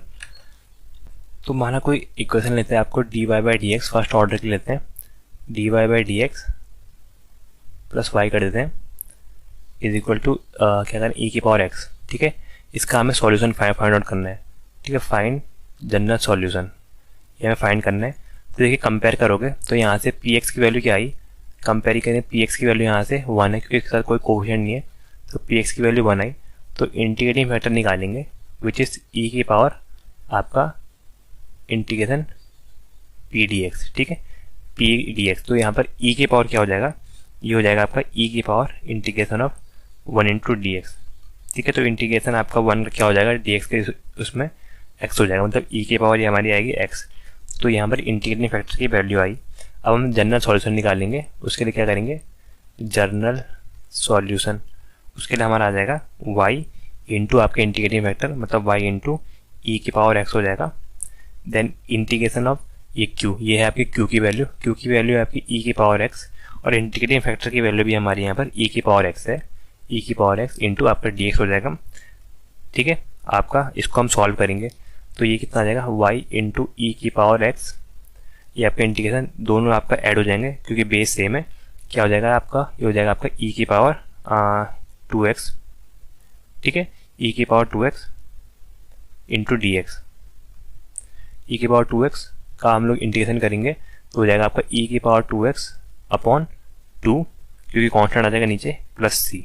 तो यहाँ पर वैल्यू आएगी अब यहाँ से अगर y की वैल्यू फाइंड आउट करे हुए तो मतलब ये क्या है, हमारा y इंटू ई की power x is equal to ये आया आपका क्या आया था, x ई की पावर x स्क्वायर ई की पावर 2x अपॉन 2 ई की पावर 2x अपॉन 2 प्लस सी, ये हमारी वैल्यू है। तो यहाँ से ई की पावर x हटाते हैं सॉल्यूशन क्योंकि y होते हैं, y इज इक्वल टू ई की पावर यहाँ नीचे आ जाएगा ई की power 2x upon 2 into E की पावर x प्लस सी अपॉन ई की पावर x। तो चाहो तो आप ऊपर से एक ये हटा भी सकते हो, तो आ जाएगा आपका ई की पावर x, ये आ जाएगा आपका एक नीचे आपका माइनस का है, नीचे आपका प्लस का है, ऊपर भी आपका माइनस का है, तो एक से एक कट जाएगा ई की पावर x अपॉन 2 प्लस इसको ऊपर ले जाओ तो आपका आ जाएगा सी ई की पावर माइनस x। तो अल्टीमेट आपके जनरल सॉल्यूशन इसमें ये बनेंगे। ठीक है, तो ये तो बस दिखा रहा था मैं आपको कैसे सॉल्व करते हैं। ठीक है, तो ये आपका है हो गया आपका फर्स्ट ऑर्डर आपके लीनियर डिफरेंशियल इक्वेशन। आगे देखते हैं। देखिए सबसे इंपॉर्टेंट आपके ये है, ये आपके homogeneous linear differential equation with constant coefficient. ठीक है, मानो कोई भी आपकी अगर इक्वेशन आपकी इस फॉर्म की है, मतलब इस टाइप से दिया आपका a d2y by dx square plus b dy by dx plus cy is equal to 0। ठीक है, अगर इस टाइप का आपको दिया है तो हम इसके ऑक्सिलरी इक्वेशन बनाते हैं which is a auxiliary equation. यहाँ क्या करते हैं हम, जो कोफिशिएंट है उसको सेम लिखेंगे, जैसे ये आपका है इसको हम लिखेंगे क्या y डबल डैश मतलब a y double dash plus b y dash plus C Y is equal to 0। इस टाइप की इक्वेशन है। तो y डबल डैश को हम यहाँ पर m स्क्वायर के रूप में लिखते हैं। ठीक है, which is m square, then आपको क्या आ जाएगा plus bm plus c is equal to 0। ठीक है, तो ये हमारी कैरेक्टरिस्टिक इक्वेशन बनी। देन हम यहाँ से इसके रूट्स फाइंड आउट करते हैं। देन हम यहाँ पर से रूट मतलब m की वैल्यू फाइंड आउट करते हैं। अगर m की वैल्यू हमारी रियल और डिस्टिंक्ट आए, मतलब जो m की वैल्यू है माना वो आपकी m1 और यहाँ पर m2 आए। ठीक है, m1 और m2 है, मतलब m1 और m2 दोनों बराबर नहीं है। ठीक है, तो हमारा जो जनरल सॉल्यूशन बनता है वो आता है c1 e की पावर आपका m1x प्लस c2 e की पावर m2x। ठीक है, ये आपका जनरल फॉर्मेट होता है इसको सॉल्व करने का। बाकी देखिए अगर दोनों की वैल्यू हमारे रूट की वैल्यू सेम आए, मतलब m की वैल्यू आपके m1 और m2 दोनों के बराबर है, तो देखिए क्या होगा, जब आपके रिपीटेड रूट आते हैं तो हमारे यहाँ पर जो e की पावर x है e की पावर mx ये मल्टीप्लाई होता है दोनों से, और सेकंड टर्म में हम x का मल्टीप्लाई करते हैं। ठीक है, ये आप याद कर लीजिएगा c1 प्लस c2x e की पावर mx। ठीक है, और कॉम्प्लेक्स रूट के टाइम में क्या आता है, जब आपके कॉम्प्लेक्स रूट हो मतलब अल्फा प्लस जे बीटा एक रियल पार्ट और एक इमेजिनरी पार्ट हो, तब हम हमारा यहाँ पर इक्वेशन आती है e की power ax then c1 cos beta x जो आपकी बीटा की वैल्यू है इमेजिनरी पार्ट की वो, देन c2 आपका साइन बीटा x। ठीक है, जो अल्फा x है अल्फा है आपका रियल पार्ट। ठीक है, आप यहाँ पर ये याद कर लीजिएगा। ठीक है, तो जनरल सॉल्यूशन आपके सेकंड ऑर्डर एलटीआई सिस्टम के जो आपके आरएलसी सर्किट होता है उसका नेचुरल रिस्पॉन्स निकालने में भी काम आता है। ठीक है, क्योंकि मैं इलेक्ट्रिकल का हूँ तो मुझे इसके बारे में ज़्यादा पता है कहाँ काम आता है करके। ठीक है, बाकी जो ऑक्सिलरी इक्वेशन होती है ये यहाँ पर मेन होती है, जिसके रूट्स यहाँ पर m से डिनोट कर रखे हैं मैंने, और अल्फा बीटा आपके रियल और इमेजिनरी पार्ट है, अल्फा रियल पार्ट है, बीटा आपका इमेजिनरी पार्ट है। ठीक है, ये आपको यहाँ पर पता होना चाहिए। ठीक है, तो आपको एक सिंपल सा क्वेश्चन देख के देखें। क्वेश्चन क्या, आपको एक एग्जांपल देते हैं। देखिए अगर हमारे यहाँ पर इक्वेशन है सेकेंड ऑर्डर की, माना dy by d2y by D x square minus 3 dy by D x plus 2y is equal to 0। देखिए इसके अगर हमने यहाँ पर आप सॉल्यूशन बताने हैं तो सॉल्यूशन के लिए क्या करेंगे, सबसे पहले हम इसकी ऑक्सिलरी इक्वेशन बनेंगे। ऑक्सिलरी इक्वेशन हम लोग यहाँ पर बनाएंगे तो ये क्या आ जाएगी, देखिए कोफिशिएंट आपका इसका 1 ही है, मतलब ये क्या आ जाएगा, ऑक्सिलरी इक्वेशन आ जाएगी आपकी m का square minus 3 times of m minus 2 is equal to 0। ठीक है, इसके रूट फाइंड आउट करेंगे, मतलब ऐसी वैल्यू जिसकी आपके सम करोगे तो आपको 3 आएगा, मल्टीप्लाई करोगे तो आपका यहाँ पर आपका 2 आएगा।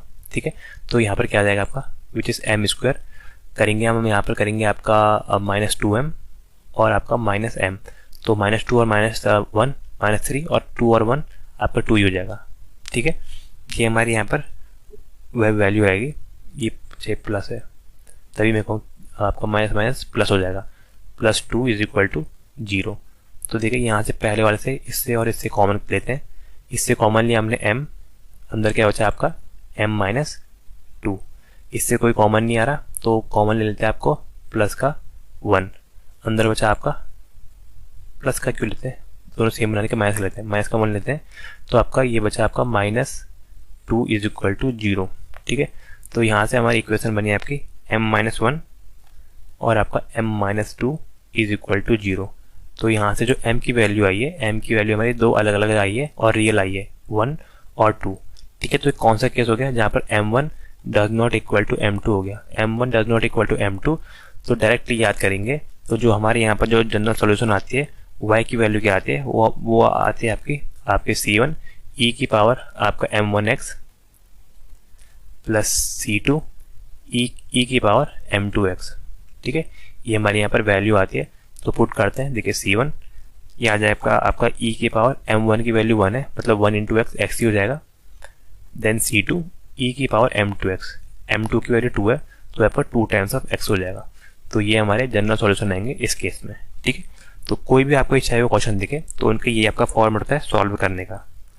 आगे देखते हैं, आगे दे दिया आपका पार्टिकल इंटीग्रल की बात करें। देखिए अगर पार्टिकल इंटीग्रल के आपका राइट हैंड साइड में e की पावर kx, देखिए आपने जनरली किताब में पढ़ा होगा e की पावर ax। ठीक है, किताब में e की पावर ax देता है, मतलब a से डिफाइन करता है। यह दिया होगा आपका साइन ax। ठीक है, आपको याद दिया होगा आपका cos ax। ठीक है, जनरली a से डिनोट करता है, ये आपकी x की पावर a।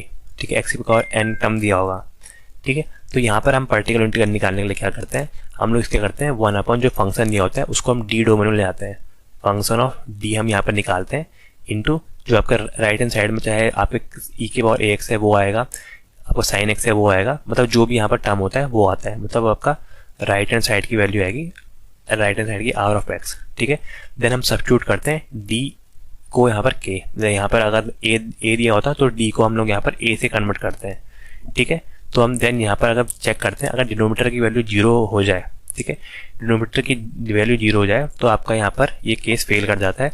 देन हम अगेन डिफरेंशिएट करते हैं उसको। ठीक है, 1 अपॉन एफ डैश डी निकालते हैं फिर। ठीक है, जनरली हम लोग क्या करते हैं d की वैल्यू यहाँ पर k पुट करते हैं, मतलब d की वैल्यू हम a पुट करते हैं जब आपका साइन की पावर e की पावर ax हो। अगर साइन और कॉस की बात करें तो हम यहाँ पर डी स्क्वायर को हम यहाँ पर a स्क्वायर पुट करते हैं। ठीक है, डी स्क्वायर की जगह हम लोग यहाँ पर a स्क्वायर पुट करेंगे और x की पावर n के लिए हम लोग यहाँ पर सीरीज एक्सपेंशन का यूज़ करते हैं। ठीक है, बाकी देखिए इसमें क्या इंपॉर्टेंट है, आपको d का जो मतलब होता है वो होता है आपका डिफ्रेंशिएशन, मतलब d upon D x operator होता है। और 1 अपॉन डी नहीं लिखा है, बताता हूँ 1 अपॉन डी अगर दिया होता 1 अपॉन डी का यहाँ पर मतलब होता है इंटीग्रेशन। ठीक है, तो ये दो टर्म भी यहाँ पर इंपॉर्टेंट है आपका डिफरेंशिएशन और आपका इंटीग्रेशन निकालने के लिए। ठीक है, बाकी अगर मैं आपको एक क्वेश्चन लूँ, एक बना के देखते हैं। क्वेश्चन देखिए गलत भी हो सकता है, उसके लिए कोई दिक्कत की बात नहीं है। तो देखिए ये है आपका, इसमें हम लोग कोई क्वेश्चन लेते हैं, एक सपोज करते हैं हमें पी निकालना है, माना हमें पी निकालना है, कोई एक इक्वेशन मान लेते हैं, आपको डी के फॉर्म में देता है आपका डी स्क्वायर माइनस क्या करें डी स्क्वायर -1, ये कर देते हैं d square -1 y is equal to यहाँ पर क्या करें ई की पावर ax, ई की पावर 2x करते हैं, ई की पावर 2x। ठीक है, इसकी हमने यहाँ पर वैल्यू निकालनी है। तो देखिए अगर हम जनरल फॉर्म से कंपेयर करें, राइट हैंड साइड में क्या है, ये है ई की पावर ax या फिर kx करो, तो हम यहाँ पर d की जगह क्या पुट करते हैं, d की जगह हम लोग a पुट करते हैं। ठीक है, a की वैल्यू क्या है यहाँ पर 2, तो d की जगह हम लोग 2 पुट करेंगे तो ये वैल्यू क्या आ जाएगी, ये आएगा 2 का स्क्वायर -1। ठीक है, ये हमारी यहाँ पे 2 का स्क्वायर -1। ठीक है, तो ये वैल्यू क्या आई, ये हमारी आई value 4 - 1 which is equal to 3। मतलब क्या निकालना है हमें, जो यहाँ पर 0 नहीं आई, मतलब बिल्कुल सही है, यहाँ पर डिनोमिनेटर 0 नहीं होना चाहिए, मतलब 1 अपॉन एफ डी होता है ना, 1 अपॉन एफ डी हमारी ये वैल्यू होती है इंटू आपका ये वाला टर्म राइट हैंड साइड में ई की पावर 2x। तो इसकी वैल्यू हमारी जो डिनोमिनेटर पार्ट है डी स्क्वायर -1, इसकी वैल्यू यहाँ पर हमारी 0 नहीं आई, तो ये आपका केस आपका लाई कर गया। तो क्या आ जाएगा, ये आएगा 1 अपॉन नीचे कितनी वैल्यू है 3, 1 अपॉन 3 इंटू ई की पावर आपकी e की पावर 2x। तो अल्टीमेटली क्या है हमारा आंसर, पर्टिकुलर इंटीग्रल आया आपका e की पावर 2x अपॉन 3। ठीक है, बस ये आपने पुट करना है। d की जगह a पुट करते हैं इस केस में, और हमने डिनोमिनेटर की वैल्यू फाइंड आउट करते हैं। अगर ये डिनोमिनेटर की वैल्यू 0 आती तो हम अगेन डिफरेंशिएट करते हैं इसका। ठीक है, मतलब 2d माइनस 2d आ जाता है यहाँ पर सीधे। ठीक है, तो ऐसे हम इसका पर्टिकुलर इंटीग्रल फाइंड आउट करते हैं। इसके अलावा जो हमारे इसी के जैसा भाई है वो है आपका कॉची यूलर इक्वेशन। ठीक है, कॉची यूलर इक्वेशन होता है आपका x square d2y by D x square plus ax dy by D x plus B Y is equal to 0। यहाँ पर हम x को सब्स्टिट्यूट करते हैं आपको e की पावर t। आपने यहाँ पर y की पावर m भी देखा होगा, लेकिन ठीक है मैंने e की पावर t से पढ़ा है, तो यहाँ से ऐसे भी आप सब्स्टिट्यूट कर सकते हैं आपको। ठीक है, सेम जैसे आपने यहाँ पर ये देखिए, यहाँ पर जैसे होमोजेनियस इक्वेशन का केस था A square d2y by D x square, same आपका केस होता है कॉची यूलर में। यहाँ पर आपका x square d2y by D x square plus ax dy by D x plus B Y is equal to 0। यहाँ हम x को सब्स्टिट्यूट करते हैं e की पावर t से। ठीक है, जिससे आपका रेड्यूस होता है आपका कोफिशिएंट आपके डिफरेंशियल इक्वेशन के। ठीक है, आपका standard reduction technique of variable coefficient equi dimensional equation, जहाँ ए और बी आपके कोफिशिएंट है। अगर मैं इसके बारे में दिखा भी दूँ आपको, देखिए यहाँ पर अगर हमें कोई एक इक्वेशन लेते हैं विच इज आपका एक्स स्क्वायर है, किस टर्म में थी आपकी d2y थी, तो यही करता हूँ d2y by D x square करते हैं plus x into d Y by D x करते हैं।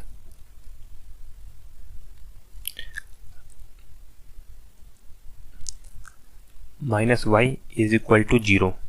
ठीक है, सबसे पहले अभी वाली इक्वेशन है तो इसको कैसे लिख सकते हैं आप, ऐसे भी लिख सकते हो वाई स्क्वायर ये हो जाएगा, सॉरी एक्स स्क्वायर ये हो जाएगा Y double dash plus X into Y का एक बार differentiation minus Y is equal to यहाँ पर आपका आएगा 0।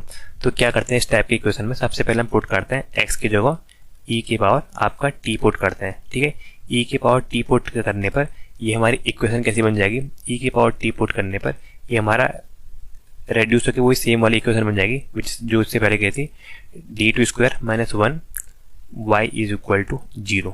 ठीक है, इस टाइम के केस में जो हमारी आपकी यहाँ पर जो आपकी वैल्यू आएगी किसकी, जो सॉल्यूशन आएंगे आपके c1x plus c2 by x, ये हमारे यहाँ पर इस केस में सॉल्यूशन आते हैं। इसको आप सॉल्व करोगे तो ये इसी टाइप के क्वेश्चन आएंगे, इसी टाइप का आंसर आएगा। तो ये आपका यहाँ पर इम्पोर्टेंट रोल यूज करता है आपको सॉल्व करने का। ठीक है, ठीक है, बाकी नेक्स्ट है आपका method of variation of parameter. ठीक है, तो देखिए ये वाले आपके ज़्यादा एग्जाम में नहीं आते हैं, ये भी आपका एक बार गेट में भी 2 क्वेश्चन आए हैं इसके रिलेटेड, वो भी अलग अलग ब्रांचों में इतने सालों में। तो दिया है आपका y double dash plus p y dash plus q y is equal to r x. ठीक है, जो आपको राइट हैंड साइड का, तो यहाँ पर y की वैल्यू क्या होगी, y की वैल्यू होगी आपकी c1y1 plus c2y2 plus particular integral. Main होता है आपको पर्टिकुलर इंटीग्रल pi की वैल्यू निकालना। तो pi की वैल्यू हम निकालते हैं माइनस आपका y1 integration of y2 r by w। w जो है वो आपका रॉन्किंसन का डिटर्मिनेंट होता है into D x plus y upon y integration of y1 r upon w into x. जो आपका w है वो आपका रॉन्किंसन का कोफिशिएंट है y1 और आपका y2। ठीक है, ये आपका जनरली आपका ये एक फेल करता है आपका जहाँ पर आपका tan x और आपका sec x हो। ठीक है, मतलब जनरल सॉल्यूशन फाइंड ना पी आई स्टैंडर्ड आपका पी आई जहाँ पर आपका फेल करेगा tan x और sec x आपका sec x पर, बाकी हर जगह आपका काम करता है। y1 और y2 हमारे यहाँ पर आपके इंडिपेंडेंट सॉल्यूशन होता है आपके होमोजेनियस इक्वेशन के। ठीक है, w जो है वो आपका रॉन्किंसन डिटर्मिनेंट होता है, इसकी वैल्यू हम लोग यहाँ पर डज नॉट इक्वल टू 0 लेते हैं। ठीक है, लीनियरली के केस में इसकी वैल्यू 0 नहीं होनी चाहिए। ठीक है, ये आपका क्वेश्चन आया था एक बार ये कि आपके इसकी वैल्यू 0 नहीं कम नहीं होनी चाहिए जब आपका लीनियर इंडिपेंडेंट की बात करी जाए। ठीक है, आगे देखते हैं। तो अगला है आपका हमारा कॉम्प्लेक्स वेरिएबल। अब हम देखेंगे कॉम्प्लेक्स वेरिएबल के। ठीक है, कॉम्प्लेक्स वेरिएबल में सबसे पहले आपका कॉची रेमा इक्वेशन, देखिए इसको इसी नाम से पढ़ते हैं कॉची रेमा इक्वेशन। दिया है आपका, अगर आपका फॉर एफ ऑफ जेड, जो आपका जेड आपका कॉम्प्लेक्स प्लेन है उसमें जो यू एक्स वाई और आपका आई वी आपका एक्स वाई है, ठीक है। मतलब ये यू जो है ये आपका रियल पार्ट है, आई के साथ है मतलब आयोटा के साथ है, ये आपका इमेजिनरी पार्ट है। ये एनालिटिकल तब होता है जब आपका del two you upon del X, मतलब del two you upon del X बराबर हो आपका del we upon del Y के, और साथ ही साथ आपका del you upon del Y की वैल्यू आपका minus del we upon del X के बराबर। तो ये सबसे इंपॉर्टेंट चीज़ है यहाँ पर आपके रहमा कॉची रहमा इक्वेशन पर, ठीक है। नेसेसरी कंडीशन क्या है? Necessary condition for complex function to be analytical, मतलब ये आपके डिफरेंशिएबल होने चाहिए, ठीक है।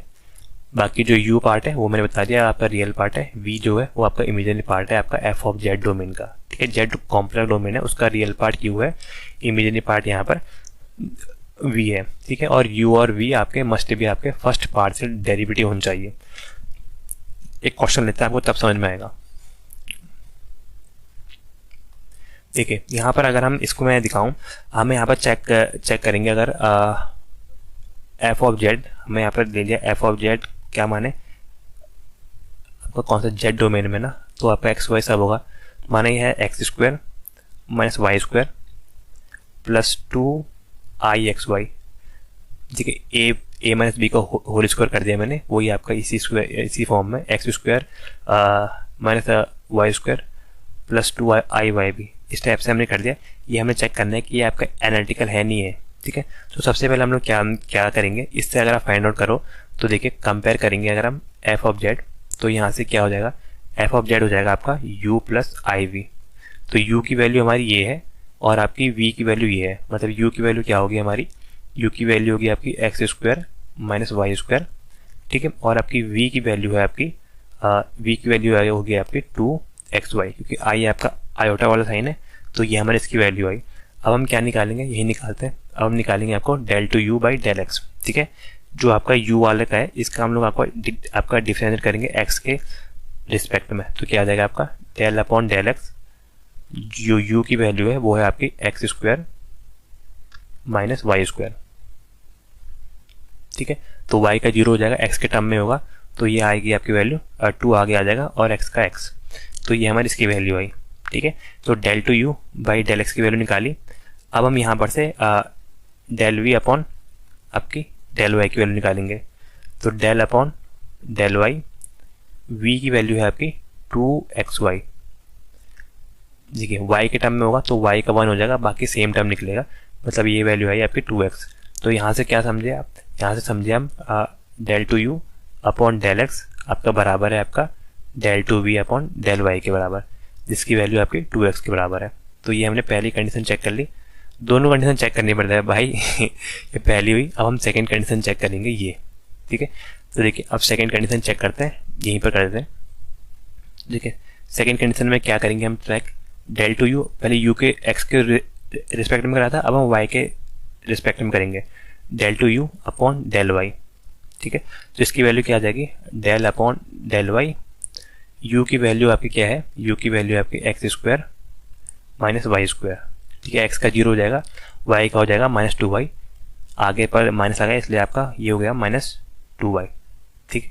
अब हम निकालेंगे आपका ये आपका डेल वी, पहले x के y में निकालता, अब x के रिस्पेक्ट में निकालेंगे डेल x, तो आ जाएगा del upon del x, x की वैल्यू सॉरी v की वैल्यू क्या है विच इज 2xy, ये 2xy मतलब x के उसमें होगा x का 1, बाकी ये बचेगा 2y।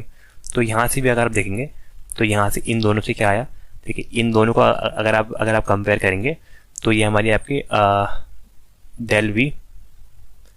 डेल वी अपॉन आपकी डेल एक्स की वैल्यू है वो कितनी, वो है माइनस आपके किसके time, minus time of del you upon del Y के, ठीक है। देखिए ये वाला आपके पार्ट भी आपके यहाँ कंपेयर हो गया, ये देखिए del you upon del Y की minus del we upon del X के बराबर है ये, ठीक है।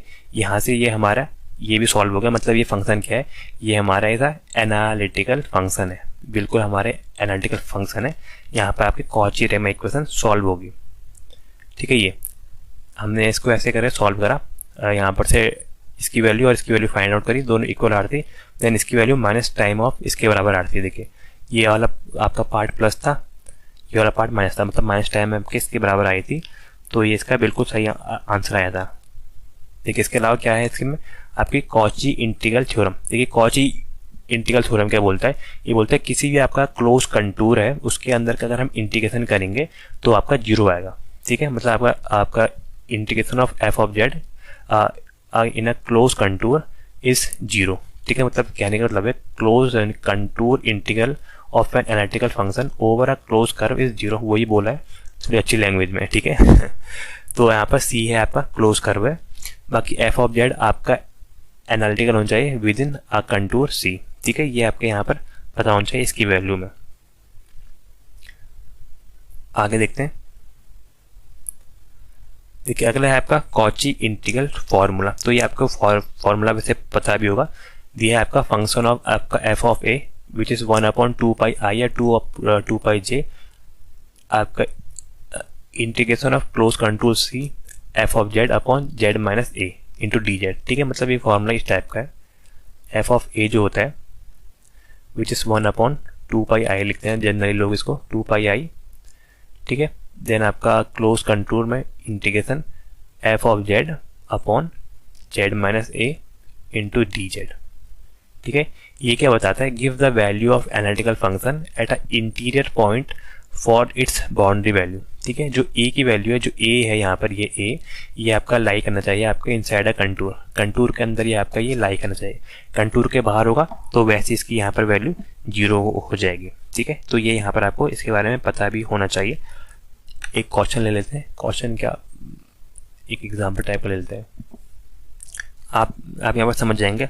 अगर हमें यहाँ पर इसके कॉची इंटीग्रल फॉर्मूला निकालना हो, माना कोई क्लोज कंटूर है, क्लोज कंटूर हमारा सी है, क्या माने यहाँ पर ई की पावर जेड मानते हैं, ई की power Z upon Z minus 1 into Z domain में, तो ये हो जाएगा डी जेड। ठीक है, कंटूर मान लेते हैं, कंटूर है मॉड जेड की वैल्यू यहाँ पर आपकी 2 है। ठीक है, मॉड जेड की वैल्यू 2 है, तो हमें यहाँ पर इसकी वैल्यू बतानी है। तो देखिए इसकी वैल्यू बताएंगे हम, ये फॉर्मूला लगाएंगे विच इज़ 1/2πi आपकी इंटीग्रेशन ऑफ क्लोज कंटूर आपका फंक्शन ऑफ जेड अपॉन आपका जेड माइनस ए। ठीक है, function of Z upon Z minus A. तो देखिए यहाँ से अगर हम कंपेयर करें तो यहाँ से आपकी जेड माइनस ए ये है, तो यहाँ से ए की वैल्यू क्या है, हमारी ए की वैल्यू यहाँ से 1 है। ठीक है, तो यहाँ से फंक्शन ऑफ जेड की, और फंक्शन ऑफ जेड की वैल्यू हमारी क्या है, फंक्शन ऑफ जेड की वैल्यू है हमारी ई की पावर आपकी जेड। ठीक है, एफ ऑफ एक्स की वैल्यू ये है, एफ ऑफ एक्स की वैल्यू हमारी ये है। देखिए क्योंकि ये होता है ना आपका ये इंटीग्रेशन आपका function of Z upon Z minus A, तो बाई कंपेयरिंग यहाँ से करोगे तो यहाँ से आपके फंक्शन ऑफ जेड इसकी वैल्यू क्या आई, ई की पावर जेड आ गई, और आपकी जो ए की वैल्यू है, ए की वैल्यू हमारी 1 आई।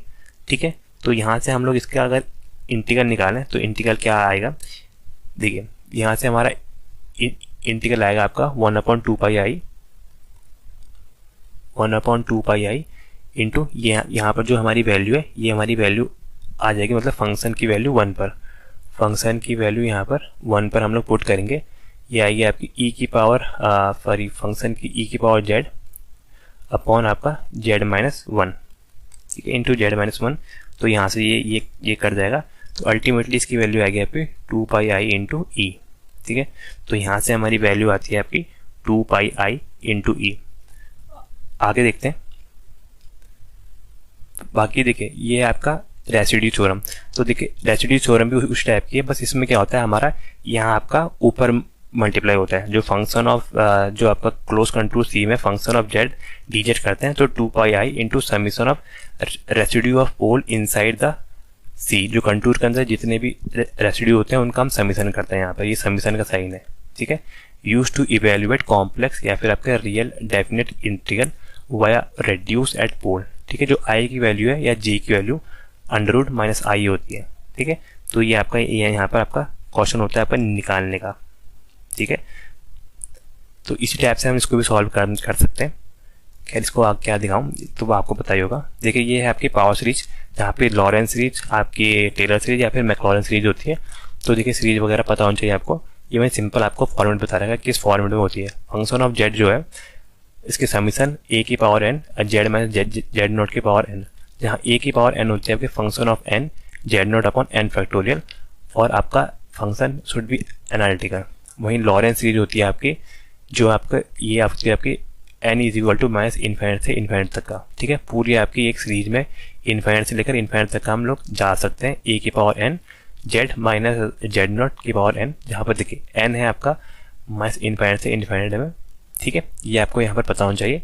जेड नॉट क्या है आपका सेंटर के आसपास का एक्सपेंशन है, ठीक है। आपको जनरल इनके बारे में पता भी होना चाहिए। जैसे आपको एक दिखाता हूँ आपको, वन आपका फंक्शन ऑफ जेड अगर हमें दिया है 1/1 माइनस जेड, ठीक है, ये हमें दिया है। तो हमें पूछा है अगर हमें एक्सपेंशन निकालना हो, टेलर सीरीज जो होती है वो आपके अबाउट जीरो पर बताती है, जीरो के आसपास। तो about z is equal to zero, Taylor इसके बारे में बताएगी। बाकी लॉरेंस तो पूरा आपके माइनस इन्फाइनाइट से लेकर इन्फाइनाइट तक का बताएगी, ठीक है। तो अगर आपको पता होगा फंक्शन ऑफ जेड यहाँ पर क्या हो जाएगा, इसकी वैल्यू हो जाएगी 1/1 माइनस जेड का। अगर हम सीरीज देखेंगे तो होती है 1/1 ये 1 plus Z square plus Z की पावर 3 प्लस सो ऑन ऐसे करके जाती है। और यहाँ पर जो मॉड जेड है इसकी वैल्यू लेस देन 1 होनी चाहिए, मतलब जो जेड की वैल्यू है ये 1 से कम होनी चाहिए, तब आपकी ये सीरीज आती है, ठीक है। आगे देखते हैं। तो अब है हमारा प्रोबेबिलिटी एंड स्टैटिक्स, ठीक है। अब हम प्रोबेबिलिटी में पहुंच गए, जहाँ से 2-3 टर्म आपको पता होना चाहिए, आपके मीन, मॉड, मीडियन। देखिए मीन क्या होता है, मीन होता है आपका sum of observation upon number of observation. N है आपका नंबर ऑफ ऑब्जर्वेशन, ये आपका सम के लिए दिखा रखा है, समीशन ऑफ एक्स आई, ठीक है। मीन को दिखाते हैं आपको एक्स बार से। मीडियन क्या होता है, मीडियन होता है आपका middle value of ordered data, ठीक है। जब हम डेटा को, जो भी आपका एक रैंडम डेटा दे रखा है, उसको हम असेंडिंग ऑर्डर में जब आपको अरेंज करते हैं, उसके बाद जो आपकी मिडिल वैल्यू वो आती है उसको हम बोलते हैं आपका मीडियन, ठीक है। मॉड क्या होता है, मॉड आपका वो टर्म होता है जो आपका बार बार फ्रिक्वेंटली है, उसको हम बोलते हैं मॉड, ठीक है। जैसे आपको कोई एक टर्म है टू, अभी मैं चलो एक एग्जांपल ले लेते हैं। देन आपका एक होता है इम्पेरिकल फॉर्मूला या इम्पेरिकल रिलेशनशिप, ये पता होना चाहिए। मॉड की वैल्यू यहाँ पर होती है आपकी 3 times of median minus 2 times of mod, ठीक है। ये यहाँ पर सबसे इम्पॉर्टेंट है। माने एक आपका ये लेते हैं आपका 2 3 क्या लें 2 2 3 5 7 कुछ इस टाइप का ले लिया। तो हमें अगर इसका यहाँ पर मीन निकालना हो तो मीन क्या होगा, मीन होगा आपका, मीन को बोलते हैं आपको X dash which is equal to summation of x I upon N. इन सबका समीशन जो ये है, इनका सबका समीशन 3 2 5 5 3 8 8 5 13 और 13 और 7 20। तो ये जाएगा 20, इनका हो जाएगा सम, और आपका divide by n. Total number कितने, 1 2 3 4 5, तो 20/5, मतलब यहाँ पर ये कितना है, ये आपका है 4 आया आपका मीन। मीन की वैल्यू यहाँ पर 4 आई।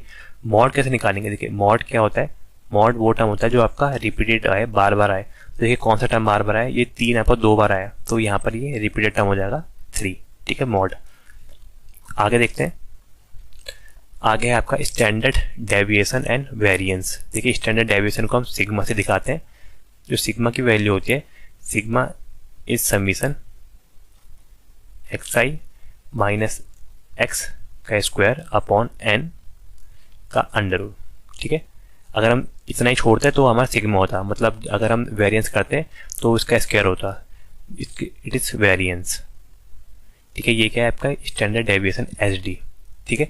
ये यहाँ पर आपको पता होना चाहिए। जो आपका ये आपका बताता है कि कितना डेटा आसपास है या कितना दूर है, स्प्रेड या डिस्पर्सन बताता है अबाउट अ मीन, ठीक है। मीन के आसपास कितना सिकड़ा हुआ है या कितना आपका फैला हुआ है, इसके बारे में आपको बताता है, ठीक है। यहाँ पर ये आपको पता होना चाहिए। जैसे मैं आपको एक एग्जांपल लेके समझाऊं,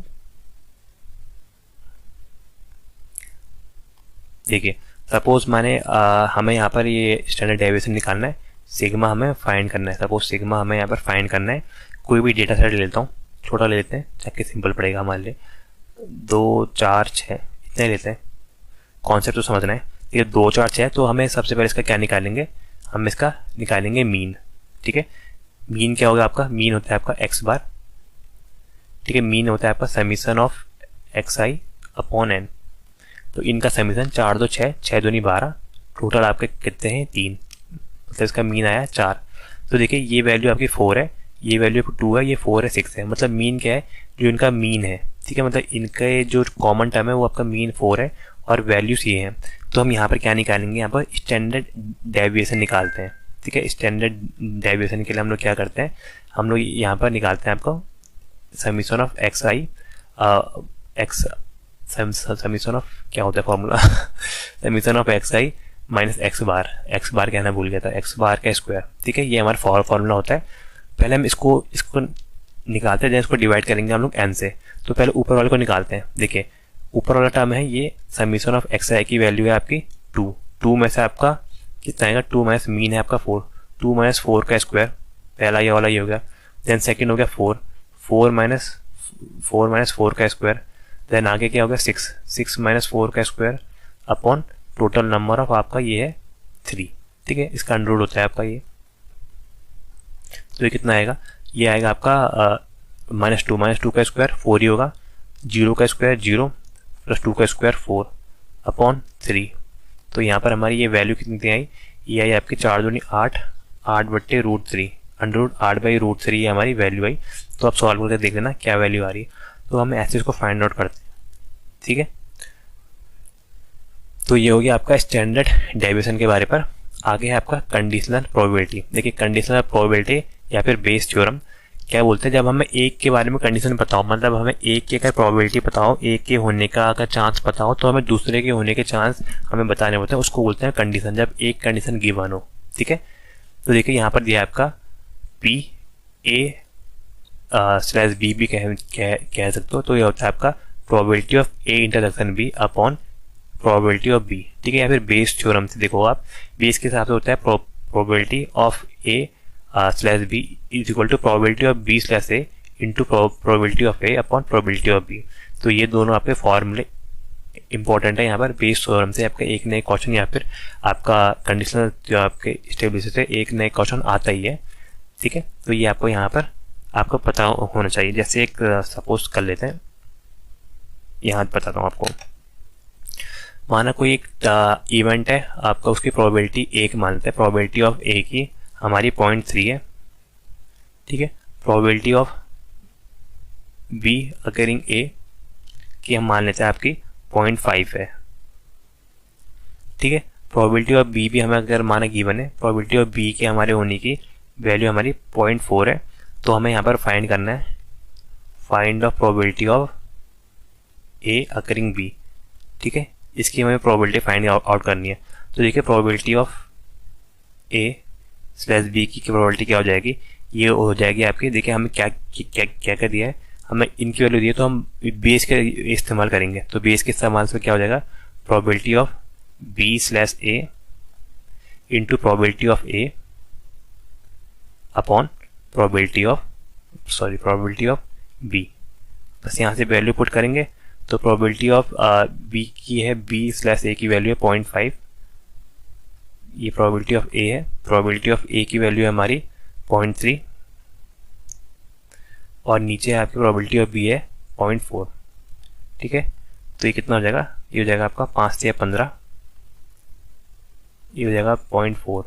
तो सॉल्व करके आ जाएगा 4 या 12, 0.3 के आसपास आएगा, 0.3 728 375 इसके आसपास आएगी हमारी वैल्यू प्रोबेबिलिटी की, ठीक है। तो हम ऐसे कंडीशनल प्रोबेबिलिटी यहाँ पर निकालते हैं। आगे देखते हैं। देखिए अगला है आपका बाइनोमियल डिस्ट्रीब्यूशन, ठीक है। जब भी आप बाइनोमियल डिस्ट्रीब्यूशन की बात करें तो हमारा ये देखिए सबसे इंपॉर्टेंट है P की जो प्रोबेबिलिटी है x is equal to K पर हमारी क्या होती है, तब हम बाइनोमियल का यूज़ करते हैं आपका NCK। अगर अब मैं यहाँ पर दिखाऊँ, 1 मिनट, NCK आपको कैसे निकालोगे। देखिए आपने यहाँ पर फॉर्मूला पढ़ा होगा NCR का फॉर्मूला क्या होता है, which is n factorial upon r factorial n minus r factorial, ठीक है। ये आपने फॉर्मूला पढ़ा होगा। तो यहाँ है आपका NCK, तो बस सेम ही फॉर्मूला चेंज करोगे तो आएगा आपका n factorial upon k factorial into आपका n माइनस k फैक्टोरियल, ठीक है। ऐसे हमारी वैल्यू आती है, ठीक है। तो जो हमारे यहाँ पर आपके बाइनोमियल डिस्ट्रीब्यूशन होता है, इसमें प्रोबेबिलिटी क्या होती है, x is equal to K NCK, ठीक है। P और Q हम कांस्टेंट मानते हैं। P की पावर हमारी आती है K और Q की पावर आती है आपकी n माइनस K, ठीक है। ये आपका फॉर्मूला होता है। मैंने इसके बहुत क्वेश्चन करा भी रखे हैं, आप देख सकते हैं आपका प्लेलिस्ट में जो CIL की बनी हुई है आपका इंजीनियरिंग मैथमेटिक्स की। तो देखिए ये था आपका P is equal to x की power x is equal to K NCK P की पावर K। देखिए जो Q होता है, क्यू को हम क्या कह सकते हैं 1 माइनस पी। 1 माइनस पी, जैसे अगर पी की वैल्यू 0.1 है तो क्यू की वैल्यू हमारी यहाँ पर हो जाएगी 0.9। ठीक है, इसके ना होने की चांस, मतलब यहाँ पर हम पी को क्यू को लिखते हैं आपका पी का बार। ठीक है, ये हमारी वैल्यू आती है, मतलब यहाँ पर हमारी इसकी वैल्यू आती है सिंपली एन सी के पी की पावर के क्यू की पावर एन माइनस के। क्यू की वैल्यू आपकी 1 माइनस पी। अगर मीन निकालेंगे तो एन इंटू पी होगा। ठीक है, और वेरिएंस निकालेंगे तो n p into 1 minus p होगा। ठीक है, तो ये आपका कहाँ यूज होता है, आपके यहाँ पर model number of success in an independent trial and success of probability P. अभी मैं दिखाता हूँ, जैसे हमारे एन हमारे ट्रायल है, अब पी है हमारे सक्सेस कितनी प्रोबेबिलिटी के। ठीक है, और के हैं कितने आपके नंबर ऑफ सक्सेस हुई है। ठीक है, तो ये हमारे यहाँ पर यूज होता है। अगर मैं आपको दिखाऊँ एक सिंपल सा माना सिक्का वाला कर देता हूँ, टॉस उछालने वाला। ठीक है, माना कोई अगर कॉइन है उसको हमने 4 बार टॉस कर रखा है, 4 बार अगर हमने टॉस कर रखा है तो हमें बतानी है क्या फाइंड करते हैं, मतलब प्रोबेबिलिटी कि हमारे कितने एग्जैक्टली 2 हेड आएंगे। प्रोबेबिलिटी एग्जैक्टली 2 हेड आने की प्रोबेबिलिटी क्या होगी। तो देखिए इस टाइप में जब एग्जैक्टली 2 हेड पूछा हो आपके, तो हम क्या करेंगे, टोटल आपके यहाँ पर कितनी वैल्यू दी है अगर आप यहाँ पर देखोगे तो यहाँ पर के की वैल्यू 2 है, तो सक्सेस की वैल्यू यहाँ पर 2 है, जो आपके एग्जैक्टली आने की वैल्यू हमारी 2 है, पी की वैल्यू 2 है। एन की वैल्यू क्या है, हमारे टोटल नंबर ऑफ ट्रायल है आपके 4, एन की वैल्यू हमारी यहाँ पर 4 है। ठीक है, और देखिए अगर हम हेड की बात करें, एक सिक्का होता है, सिक्का का ऊपर वाला पार्ट हमारा हेड मान लिया, नीचे वाला पार्ट क्या है, ट्रेल है। तो एक सिक्के में आपके हेड आने की प्रोबेबिलिटी क्या है, प्रोबेबिलिटी ऑफ हेड हमारी आपकी 1/2 है, और प्रोबेबिलिटी ऑफ ट्रेल भी हमारी क्या है 1/2 है। ठीक है, मतलब यहाँ पर आकर होने की मतलब पी की प्रोबेबिलिटी क्या हो जाएगी, जो ये टर्म है इसमें जो पी की प्रोबेबिलिटी है, पी की प्रोबेबिलिटी हमारी 1/2 हो जाएगी, और क्यू की प्रोबेबिलिटी भी हमारी 1/2 हो जाएगी। ठीक है, तो ये हमारी यहाँ पर से वैल्यू है, इसको हम सॉल्व करेंगे तो देखिए ये क्या आ जाएगा, ये आएगा आपका 4, क्योंकि टोटल नंबर ऑफ ट्रायल 4 है। ये ऐसे लिखता हूँ, पी की वैल्यू आपकी p is equal to x is equal to 2, ये क्या आएगा 4c2 इंटू 1/2 की पावर 1/2 की पावर के की वैल्यू है हमारी 2, 1/2 की पावर आ जाएगी हमारी 2 इंटू आपका क्यू की वैल्यू भी 1/2 है, 1/2 की पावर 4 - 2, ये भी आपकी 2 ही आ जाएगी। तो देखिए इसको मैं सॉल्व करता हूँ आगे पेज में, 4c2 की वैल्यू सॉल्व करते हैं, 4c2 ये क्या आ जाएगा 4 factorial upon 2 factorial into 4 - 2 factorial. ठीक है, तो अल्टीमेटली ये भी हो गया 4 factorial upon 2 factorial into 2 factorial. तो इसको सॉल्व करते हैं, 4 इंटू 3 इंटू 2 फैक्टोरियल, और 2 फैक्टोरियल को यहाँ सॉल्व करते हैं 2 इंटू 1, और ये 2 फैक्टोरियल। तो 2 फैक्टोरियल से 2 फैक्टोरियल कट गया, ये 2 से कट गया, 2 दूनी 4 और 2 3 6, तो इसकी वैल्यू तो आगे 6। ठीक है, तो यहाँ पर इस वाले टर्म की वैल्यू 6 आ गई, मतलब 1/2, ये वाली वैल्यू आ गई 6, ये था आपका 1/2 का स्क्वायर, और ये भी आपका 1/2 का स्क्वायर। ठीक है, तो क्या आ जाएगा 6 इंटू 1/4 इंटू 1/4। ठीक है, तो ये क्या आ जाएगा, ये आ जाएगा आपका 2 से कट जाएगा, 2 3 6, सॉरी 2 दूनी 4 होता है, 2 दूनी 4, 2 3 6, तो ये कितना आएगा 3/8, मतलब 3/8 हमारी यहाँ पर प्रोबेबिलिटी आएगी 3/8। 3/8 को अगर आप सॉल्व करोगे तो ये आएगा 0.375, वही आपकी जो पहली वाली वैल्यू आई थी उसी के आसपास। ठीक है, तो ऐसे हम इसको सॉल्व करते हैं। ये इसके अलावा हमारा होता है आपका पॉइजन्स डिस्ट्रीब्यूशन, ये हम कब यूज़ करते हैं, ये बाइनोमियल का ही भाई होता है, लेकिन कब यूज़ करते हैं जब आपके रेयर इवेंट हो। ठीक है, मतलब पी वही आपका probability x is equal to k, ये होती है आपकी ई की पावर माइनस लैम्डा, ठीक है, इंटू लैम्डा की पावर के अपॉन के फैक्टोरियल। यहाँ मीन और आपका वेरिएंस बराबर होता है, विच इज़ लैम्डा, ये इंपॉर्टेंट पार्ट है, ये आता भी है और एक बार आया भी है। ठीक है, मीन और लैम्डा कहाँ बराबर होता है आपका पॉइजन डिस्ट्रीब्यूशन के अंदर, वैल्यू होती है ई की power minus lambda upon lambda की पावर के। आपका यूज़ होता है जहाँ पर आपका रेयर या फिर आपका रैंडम इवेंट हो और आपके मिक्स इंटरवल की बात की जाए। ठीक है, यहाँ पर तब यूज़ होता है। ठीक है, अगर मैं यहाँ पर एक क्वेश्चन इसका भी दिखा देता हूँ, माना फॉल्ट का ले लेते हैं, इलेक्ट्रिकल के लिए काफ़ी इंपॉर्टेंट रहता है। अगर यहाँ पर हमारी लैम्डा की वैल्यू 2 है, मतलब अगर लैम्डा की वैल्यू 2 मतलब आपके फॉल्ट के 2 फॉल्ट हो रहे हैं हमारे पर आवर, हर आवर में आपके फॉल्ट आने की वैल्यू आपकी यहाँ पर 2 है। हम चाहते हैं कि उसकी प्रोबेबिलिटी बताओ जब आपके कोई फॉल्ट ना आए, मतलब 0 फॉल्ट आए 1 आवर में, 0 फॉल्ट इन ए का क्या बोलते हैं एन आवर 1 आवर कह रहा हूँ, एन आवर में हमारी प्रोबेबिलिटी बतानी है। तो देखिए इसमें हम लोग क्या यूज़ करते हैं, इसमें हम लोग आपका पॉइजन डिस्ट्रीब्यूशन यूज़ करते हैं। वो क्या आ जाएगा, p of x is equal to k की वैल्यू क्या है 0, ठीक है, रेयर इवेंट, इसकी हमें वैल्यू बतानी है ई की पावर माइनस लैम्डा अपॉन आपका यहाँ पर क्या हो जाएगा लैम्डा अपॉन के फैक्टोरियल, ठीक है। तो यहाँ पर से के की वैल्यू तो 0 है क्योंकि 0 फॉल्ट है, तो के की वैल्यू 0 हो जाएगी। और लैम्डा की वैल्यू क्या है, लैम्डा की वैल्यू 2 है, मतलब ई की power minus 2 upon 0 factorial, 0 factorial मतलब 1 होता है। ये क्या हो जाएगा, ये हो जाएगा आपका 2 ई की पावर आपका 2 ई की पावर 2 ई की पावर ये हो जाएगा आपका -2। तो ये हमारी यहाँ पर से वैल्यू आएगी 2 ई की पावर -2 ई की पावर माइनस लैम्डा अपॉन, कुछ तो गलत होगा, 2 ई की पावर माइनस लैम्डा अपॉन, ये देखिए ये तो गलत हुआ, लैम्डा की पावर के, देखिए लैम्डा की पावर के करना भूल गया, लैम्डा की पावर के, ये लैम्डा की पावर के मतलब 2 की पावर 0, तो 2 की पावर 0 क्या हो जाएगा, 2 की पावर 0 हमारा हो जाएगा 1, तो 1 इंटू ई की पावर -2 मतलब ई की पावर -2 हमारी वैल्यू आएगी। और ई की पावर -2 की वैल्यू पता होगी आपको, ये होती है आपकी 0.135, मतलब आपका यहाँ पर आपके फाइनल वैल्यू के आपके 13% के आसपास पहुँचता है। तो ये आपकी प्रोबेबिलिटी है x is equal to 0 fault के ना होने की उस घंटे में 0.135, ठीक है। तो हम ऐसे इसको डिफाइन करते हैं। इसके अलावा होता है हमारा नॉर्मल या फिर गॉसियन डिस्ट्रीब्यूशन, वो वैल्यू यहाँ दी है। नॉर्मल या गॉसियन डिस्ट्रीब्यूशन में करते हैं आपको 1 अपॉन सिग्मा √2 पाई ई की power minus x minus mu का स्क्वायर अपॉन 2 सिग्मा स्क्वायर, ठीक है। यहाँ पर आपका बेल कर्व के डिस्ट्रीब्यूशन में आता है, जैसे इस टाइप का अगर आपका कर्व है तब हम लोग आपका यूज़ करते हैं, ठीक है।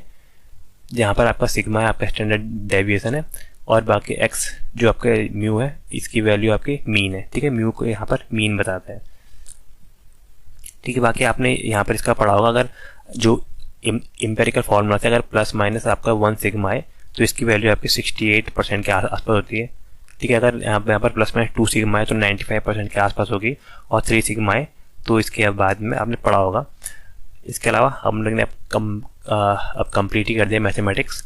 आगे रिग्रेशन ऑनलाइन, ठीक है। अगर हम यहाँ पर रिग्रेशन की बात करें, अच्छा ये तो रह गया कोरिलेशन कोएफिशिएंट। अगर कोरिलेशन कोएफिशिएंट की बात करें उसको हम दिखाते हैं आर से, जिसको आपका बोलते हैं आपका पियर्सन कोएफिशिएंट बोलते हैं।